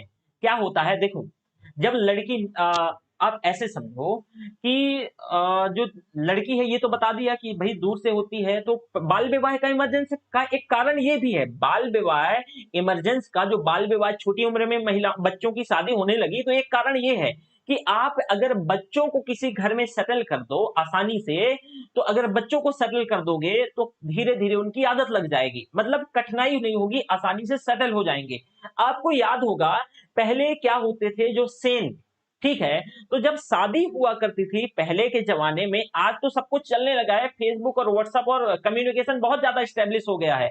पहले जब शादी हुआ करती थी तो एक मतलब इसमें से सारी वो होते हैं, अगर आप बात करें तो जैसे एक व्यक्ति होता है, इसमें कई सारे, एक पंडित जी होते हैं कथा पढ़ते हैं, उसी तरह सेन होते हैं, और ये क्या करते हैं कि ये रिश्ता लेके जाया करते थे, जैसे ये रिश्ता लेके जाया करते थे, तो लड़की ना लड़के को देखती थी ना ही लड़का लड़की को देखता था, और वो बीच वाला व्यक्ति जो मीडिएटर था वो शादी तय कर देता था, मीडिएटर शादी तय कर देता था। तो ऐसा ये चीजें अक्सर आपने देखा होगा, तो ऐसा हुआ करता था। अब देखो ये सारी चीजें हो गई। अब परिवार में देखो, इस परिवार में वधू या पत्नी एक अपरिचित परिवार से होती है ना, नई नई किसी परिवार में सेटल होगी तो अपरिचित परिवार से है, तो समरक्तों के बीच संबंध यहाँ बहुत अत्यधिक, जो समरक्त हैं, अगर जो लड़की जिस घर से आ रही है तो अपने घर में संबंध उसके बहुत सशक्त है, बहुत मजबूत है, और विवाह मूलक स्वजनों के बीच संबंध यहाँ कमजोर होते हैं। क्यों? क्योंकि वो लड़की अभी नई आई है। तो इस प्रकार इसकी वजह से विवाह की प्रक्रिया में एक शत्रुतापूर्ण माहौल भी देखा जाता है इसके चलते, क्योंकि जो आप देखोगे कि प्रॉपर बच्ची सेटल नहीं हो पाती है, तो एक हॉस्टाइल बिहेवियर और इसी हॉस्टाइल शत्रुतापूर्ण अभिव्यक्ति जो है सामान्यतः लोक गानों में उपस्थित गालियों के माध्यम से होती है।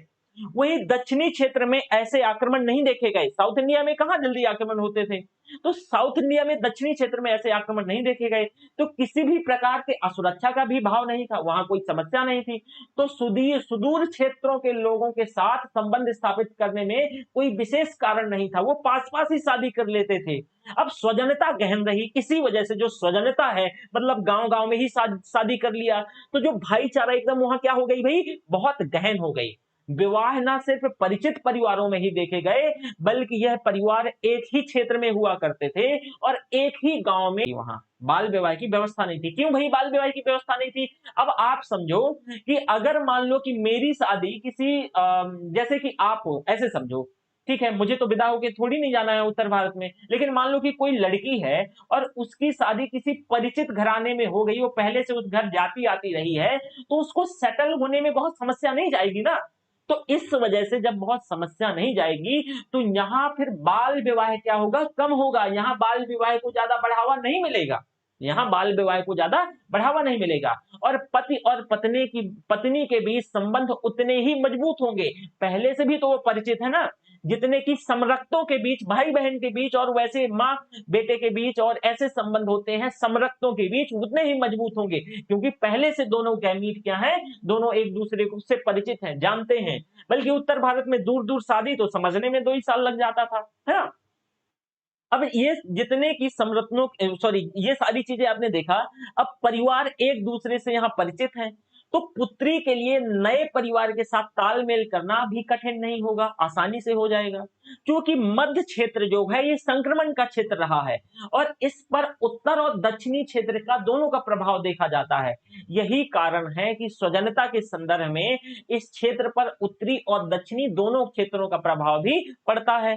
पूर्वी क्षेत्र में सर्वाधिक विविधता देखी जा सकती है। इस क्षेत्र में एक ही गांव में विवाह, गांव से बाहर विवाह, समुद्रों के बीच विवाह, ये सब संभव है। और इस क्षेत्र में बहुपति विवाह और बहुपत्नी विवाह दोनों देखे जाते हैं। एक महिला एक से ज्यादा, यानी जो पॉलीएंड्री है, तो बहुपति विवाह इसको पॉलीएंड्री बोलते हैं, और बहुपत्नी विवाह पॉलीगेमी, ये दोनों ही नॉर्थ ईस्ट में देखे गए हैं।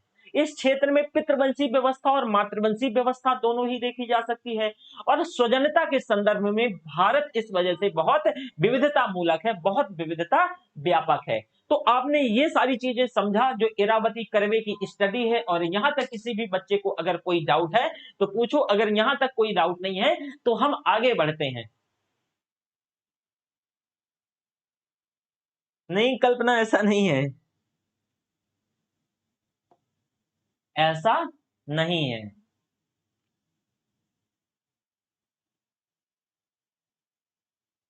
अच्छा, सब लोग ऑप्शनल वाले ही हो?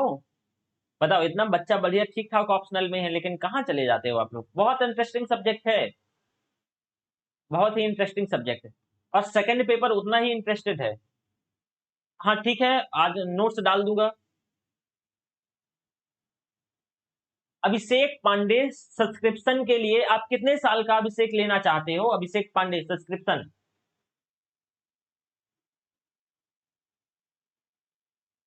अभिषेक पांडे कितने साल का आप सब्सक्रिप्शन लेना चाहते हो?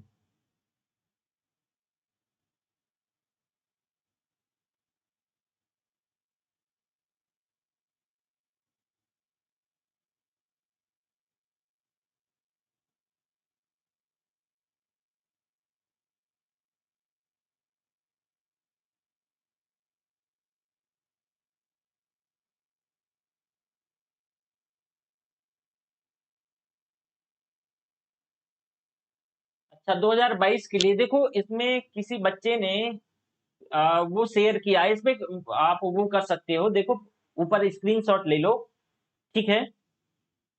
तो आप वहां से संपर्क कर सकते हो, मैं आपको बता दूंगा जैसे ही क्लास समाप्त होती है, ठीक है? और या फिर मेरा जो टेलीग्राम चैनल है वहां पे जुड़ के तो आप मुझे जुड़ सकते हैं, तो मैं आपको वहां पे बता दूंगा, ठीक है? टेलीग्राम चैनल पे कि कैसे क्या प्रोसेस है। और मेरा कोड, अगर आप जैसे कि अभिषेक जी मेरा कोड यूज करते हैं, देवी वाईटी मेरा कोड है, आपको इस समय तो बहुत अच्छा ऑफर है 10% का, तो यहाँ पे ये मिल जाएगा। 25% कॉम्बो ऑफर चल रहा है।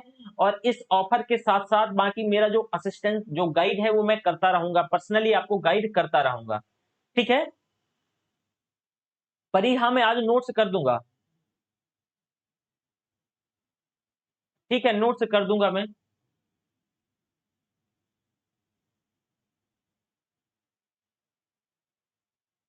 अच्छा अच्छा, ठीक है अभिषेक। हम्म, चलो चलो। अब देखो, विवाह है अगला, हमें हमारा सब हेडिंग है मैरिज, विवाह। विवाह, देखो, विवाह एक सामाजिक संस्थान है। विवाह एक सामाजिक संस्थान है जिसके माध्यम से परिवार रूपी संगठन का निर्माण होता है। इसी विवाह के बाद ही तो परिवार रूपी संगठन का निर्माण होता है। तो सामाजिक संस्थान सामाजिक मान्यता प्राप्त प्रथाओं को कहते हैं। सामाजिक संस्थान वो संस्थान होते हैं जिनको सामाजिक मान्यता प्राप्त है। और विवाह भी एक सामाजिक संस्थान है। विवाह भी यह एक सामाजिक संस्थान है, एक सामाजिक संस्थान है, सामाजिक संस्थान है। और ये जो सामाजिक संस्थान है, तो इन्हें क्या है, प्रॉपरली सामाजिक मान्यता प्राप्त होती है।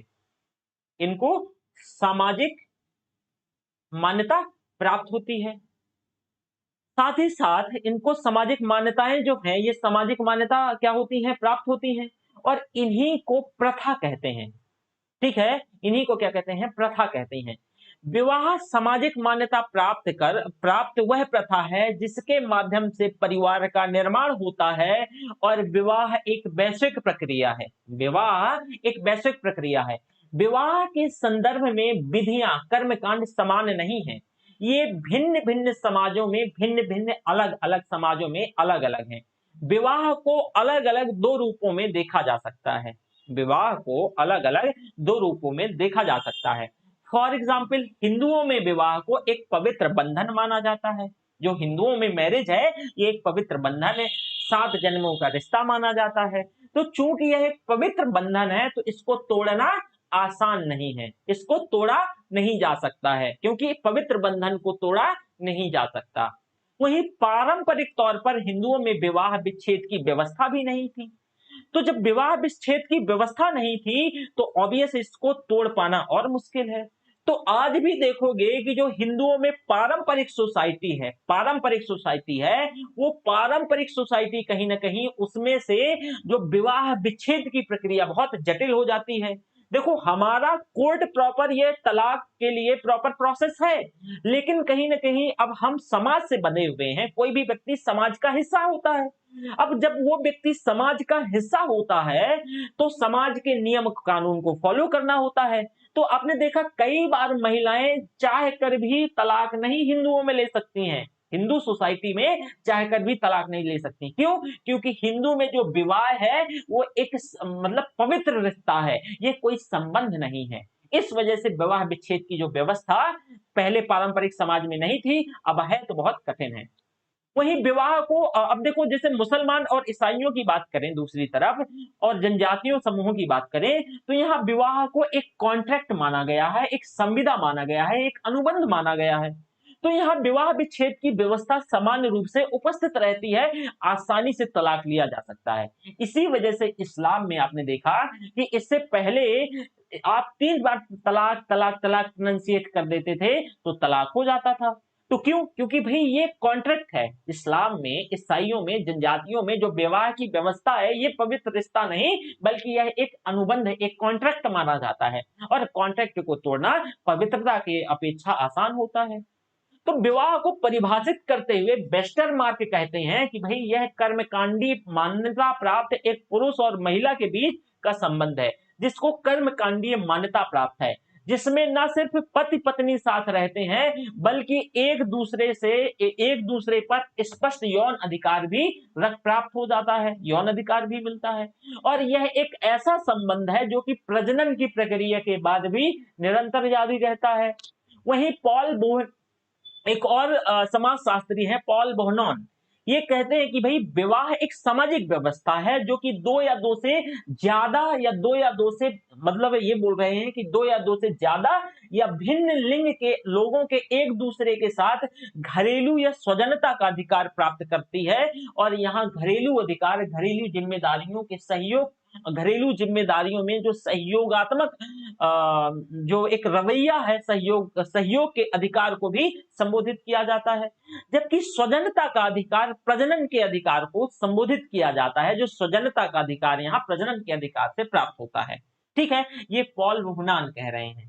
यदि यह अधिकार मात्र एक पुरुष और एक महिला का एक दूसरे पर हो, तब विवाह के इस प्रारूप को एकल विवाह कहा जाएगा, इसको मोनोगेमी कहा जाएगा।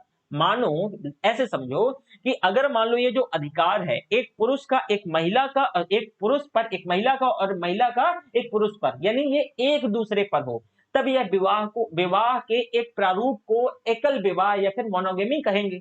यदि यह अधिकार दो या दो से ज्यादा लोग एक दूसरे पर प्राप्त कर लेते हैं, तब इसको पॉलीगिमी या बहुविवाह कहते हैं। तो एकल विवाह का वह प्रारूप है जिसमें एक पुरुष का विवाह मात्र एक ही महिला के साथ होता है, तो एकल विवाह कहते हैं। एकल विवाह को भी दो प्रारूपों में बांटा जा सकता है, दो प्रारूपों में विभाजित किया जा सकता है। एकल विवाह के एक प्रारूप के अंतर्गत मृत्यु या विवाह विच्छेद के बाद पुनः विवाह तो संभव है, परंतु किसी भी समय पति या पत्नी, मतलब क्या है कि पति अथवा पत्नी होनी चाहिए। किसी भी समय पति अथवा पत्नी होनी चाहिए। फॉर एग्जाम्पल आधुनिक समाज है हमारा, एकल विवाह के जो अन्य प्रारूप के अंतर्गत यह माना जाता है कि भाई विवाह मात्र एक बार संभव है, एक में एक ही बार हो सकता है, और विवाह पुनः पति अथवा पत्नी के निधन के बाद भी संभव है, अन्यथा नहीं है।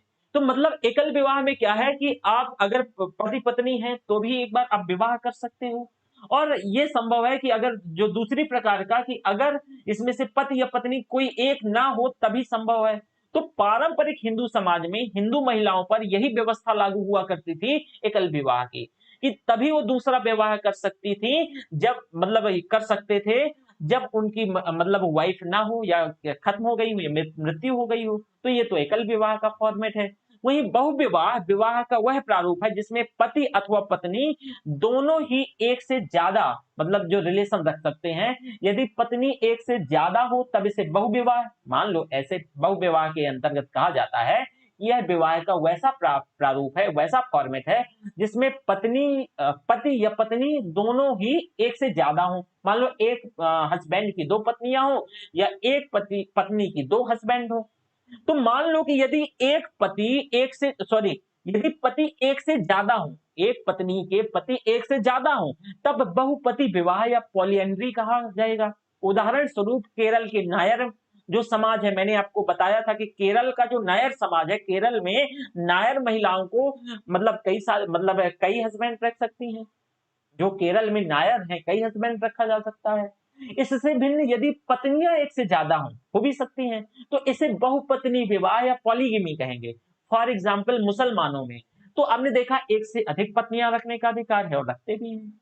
यदि पति और पत्नी दोनों एक से ज्यादा हो तब इसको समूह विवाह या ग्रुप मैरिज कहेंगे। जब पति एक से ज्यादा हो, पत्नी एक से ज्यादा हो, तब इसको ग्रुप मैरिज कहेंगे।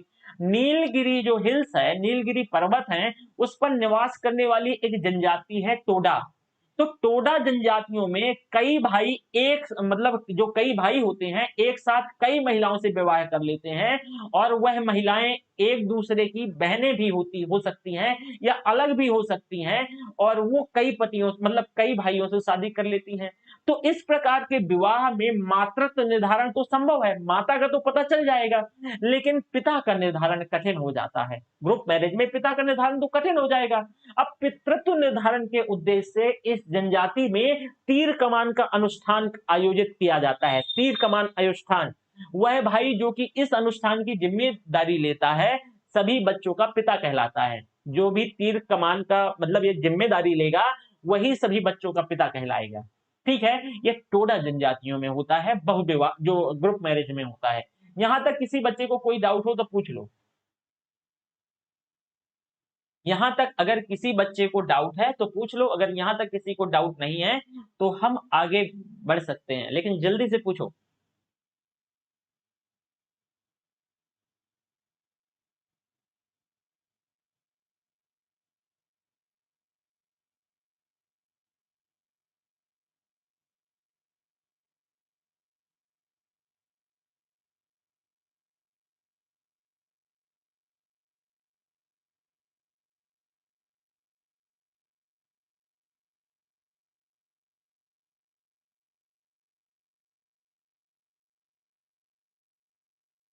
रोहन चौधरी, आप ये मानते हैं तो हम क्या ही कर सकते हैं।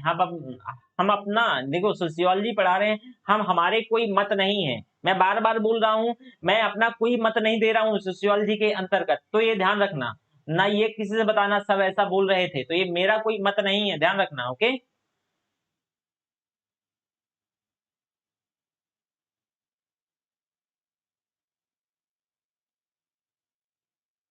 ठीक है।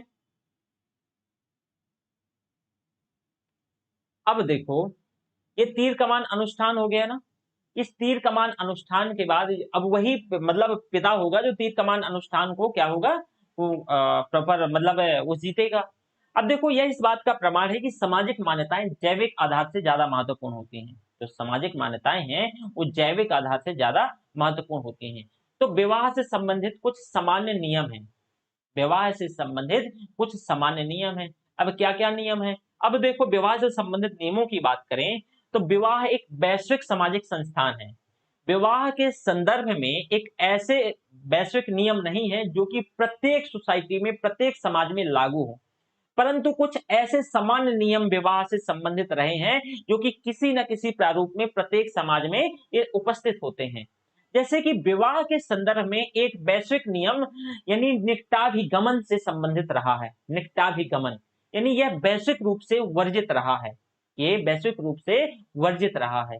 जैसे निकटाभिगमन दो प्राथमिक स्वजन जैसे कि पिता पुत्री और माता पुत्र, ये निकटाभिगमन होता है। ये पूरी तरीके से क्या है, वैश्विक वर्जित है। ऐसा विवाह नहीं हो सकता पिता पुत्री का और माता पुत्र का विवाह नहीं हो सकता। भाई बहन के बीच यौन संबंध को अब जैसे कि ये भी नहीं हो सकता है। तो ये सभी क्या है, निकटाभिगमन है। अब जैसे कि ऐसे स्वजनों के बीच विवाह पूरी तरीके से वर्जित है, क्योंकि भाई बहन और माता पुत्र और पिता पुत्री के बीच यौन संबंधों को पूरी तरीके से वर्जित है। ये पूरी तरीके से वर्जित है। तो जो निकटाभिगमन है, निकटाभिगमन का मतलब कि जो प्राथमिक स्वजन है जैसे कि पिता पुत्र, माता पुत्री या भाई बहन के बीच यौन संबंधों को निकटाभिगमन कहा जाता है। निकटाभिगमन कहा जाता है।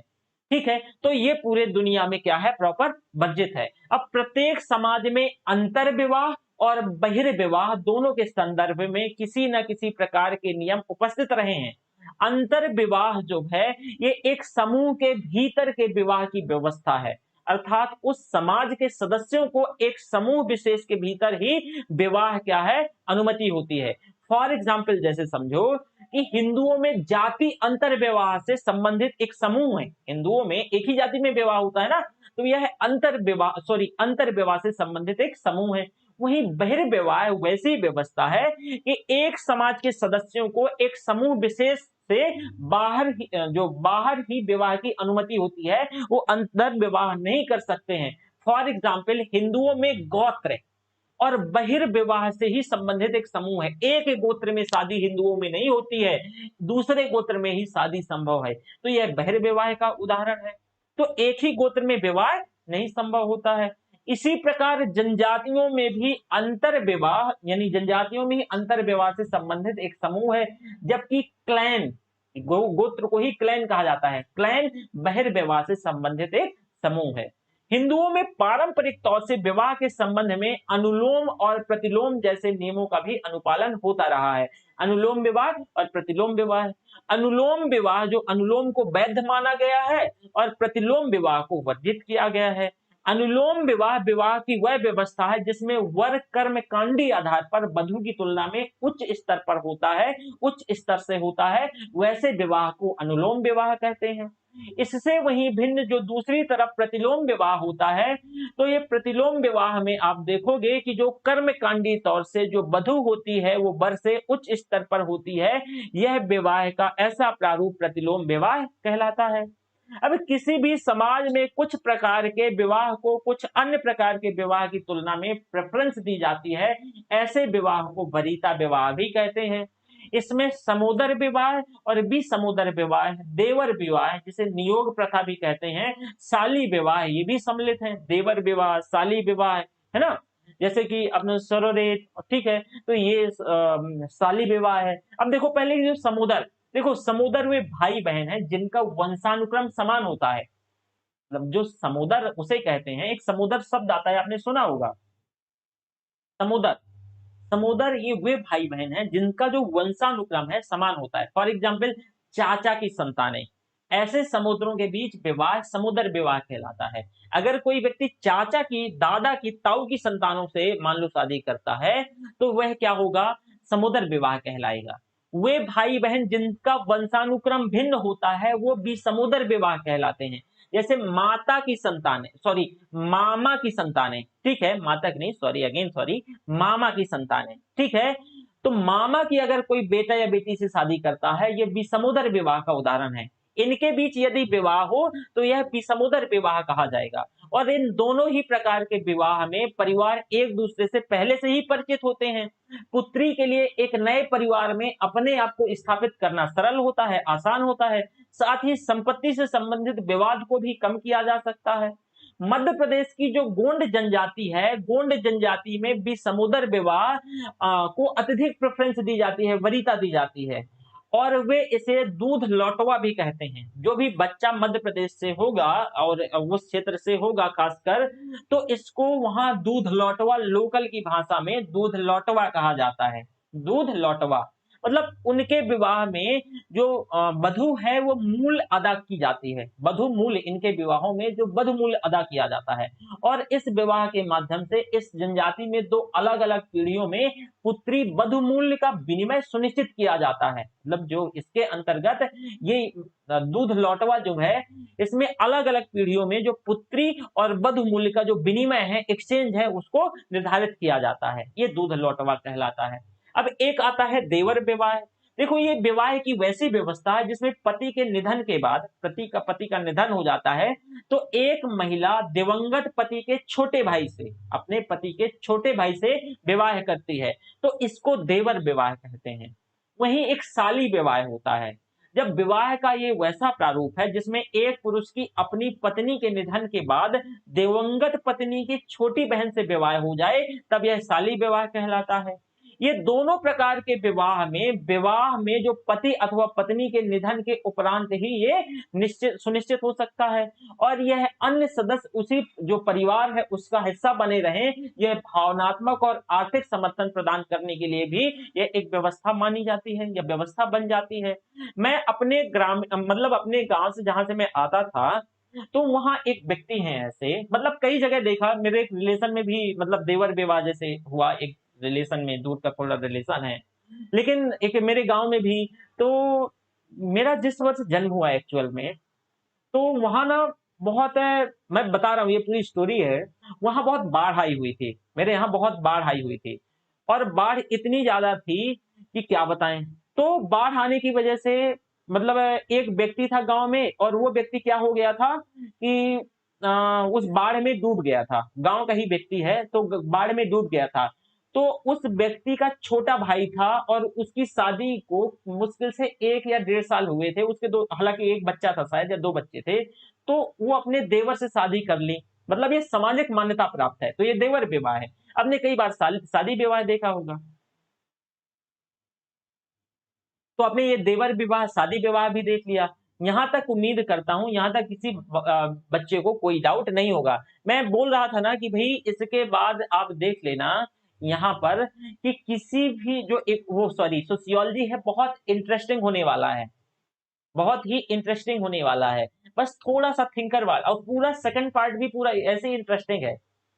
तो थिंकर्स को छोड़ दें, पूरा इंटरेस्टिंग है। वही मैं बोल रहा था कि शादी, स्वजनता, विवाह, यही सारा सब कुछ पढ़ना है। देवर विवाह, भाभी सॉरी साली विवाह, यही सारी चीजें है ना। अब जनजाति समूहों में विभिन्न प्रकार के विवाह होते हैं। जो जनजाति समूह होते हैं, इनमें भी विभिन्न प्रकार के क्या होते हैं, विवाह होते हैं।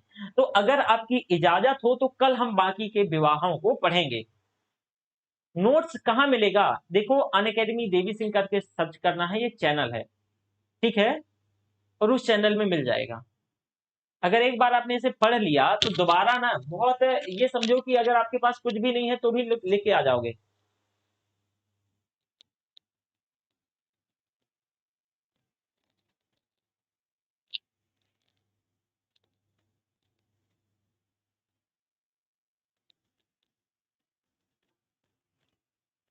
भाई रोहन, हमने भी पढ़ा है, और ये सोशियोलॉजी पढ़ा रहा हूँ। सोशियोलॉजी में मैं अपनी चीजें हर जगह ऐड नहीं कर सकता हूँ, ठीक है। सोशियोलॉजी में बेवर में सत्ता और शक्ति के सिद्धांत को मैं अपनी सत्ता और शक्ति के अकॉर्डिंगली नहीं बता सकता ना, ठीक है। तो अपने अकॉर्डिंगली मैं चीजों को नहीं बता सकता, जरा चीजों को समझिए। सोशियोलॉजी में बस इसी चीज का ध्यान रखना है। बहुत बार आपके दिमाग में बहुत सारी चीजें, क्योंकि समाज से आपके जीवन, ये दैनिक जीवन से जुड़ी हुई चीजें हैं, तो आप इनसे रूबरू रहते हैं भाई। सोशियोलॉजी में दैनिक जीवन से जुड़ी हुई चीजों से रूबरू रहते हैं, तो आप ना चाह कर भी इसमें अंदर आ जाते हैं।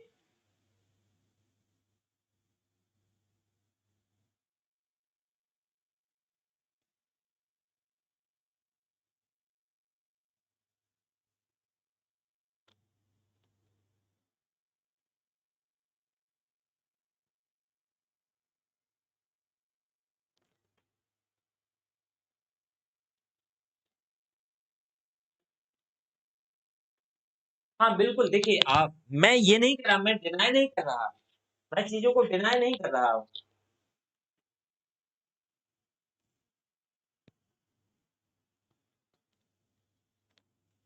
ठीक है।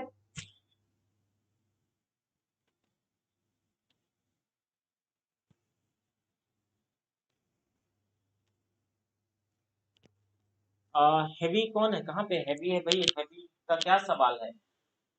एक मिनट में हैवी का कोई क्वेश्चन देखूं जरा। भाई जो भी बच्चा है दोबारा से क्वेश्चन पूछ ले, यहाँ पे आपका क्वेश्चन नहीं देख पा रहा हूँ मैं। दोबारा से क्वेश्चन पूछ ले जो भी बच्चा है।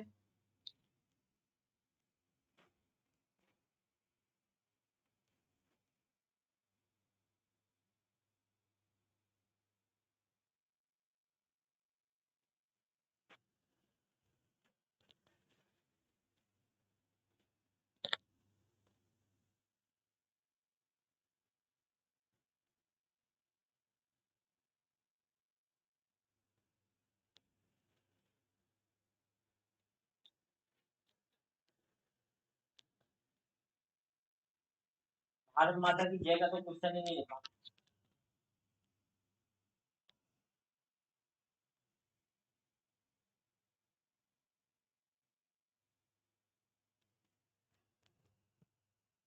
आकांक्षा का क्वेश्चन क्या है?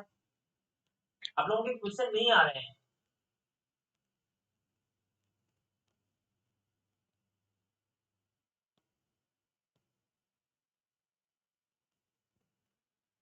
भाई संगीता या कोई भी बच्चा एक दूसरे से प्रभावित मत हुआ करिए, कोई भी बच्चा, क्योंकि आपको यहाँ पढ़ना है। आप कोई क्या बोलता है, आप प्रॉपर से जितना भी पूछना है मुझसे पूछिए और अपना पढ़ के घर जाइए।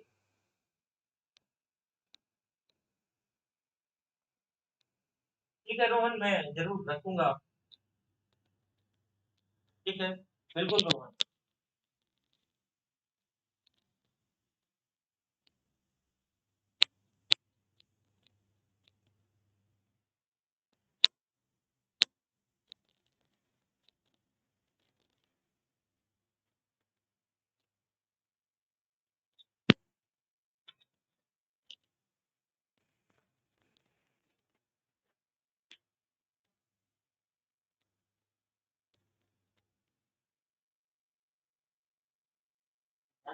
हाँ भाई, उमेश नरसंहार का मतलब है कि जैसे एक साथ कई लोगों को मार देना, नरसंहार कर देना।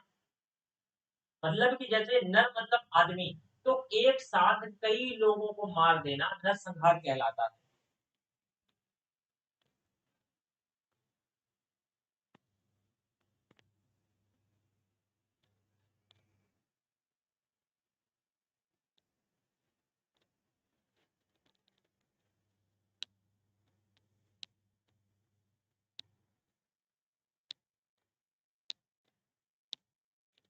चलो, अब किसी को कोई डाउट नहीं भाई, हाँ तो अपने भाइयों के साथ, ठीक है, अपने आप को समुद्रों के साथ और भी समुद्रों के साथ सभी के साथ शेयर करना है क्लास। ठीक है, अगर सभी के साथ शेयर करते हैं तो इसे लंबे समय तक बना के रखेंगे। और मैं करवाऊंगा यार, बहुत ही, देखो सोशियोलॉजी बहुत ही बेहतरीन ऑप्शनल सब्जेक्ट है, बहुत कम पढ़ना है और बहुत आसान है। ठीक है, इसमें आप ही बताइए जो भी मैंने चीजें बताई, पॉलीएंड्री, पॉलीगेमी, अभी समुद्र विवाह या फिर विवाह एक बंसी, गोत्र, रेक्लाइन, ऐसा क्या है जो नहीं आपको समझ आया? और सारी नोट्स में है, जिसमें कोई रॉकेट साइंस भी नहीं है। ठीक है, तो फिर मिलते हैं, बाय बाय, अपना अपना ध्यान रखिएगा, जय हिंद, जय भारत।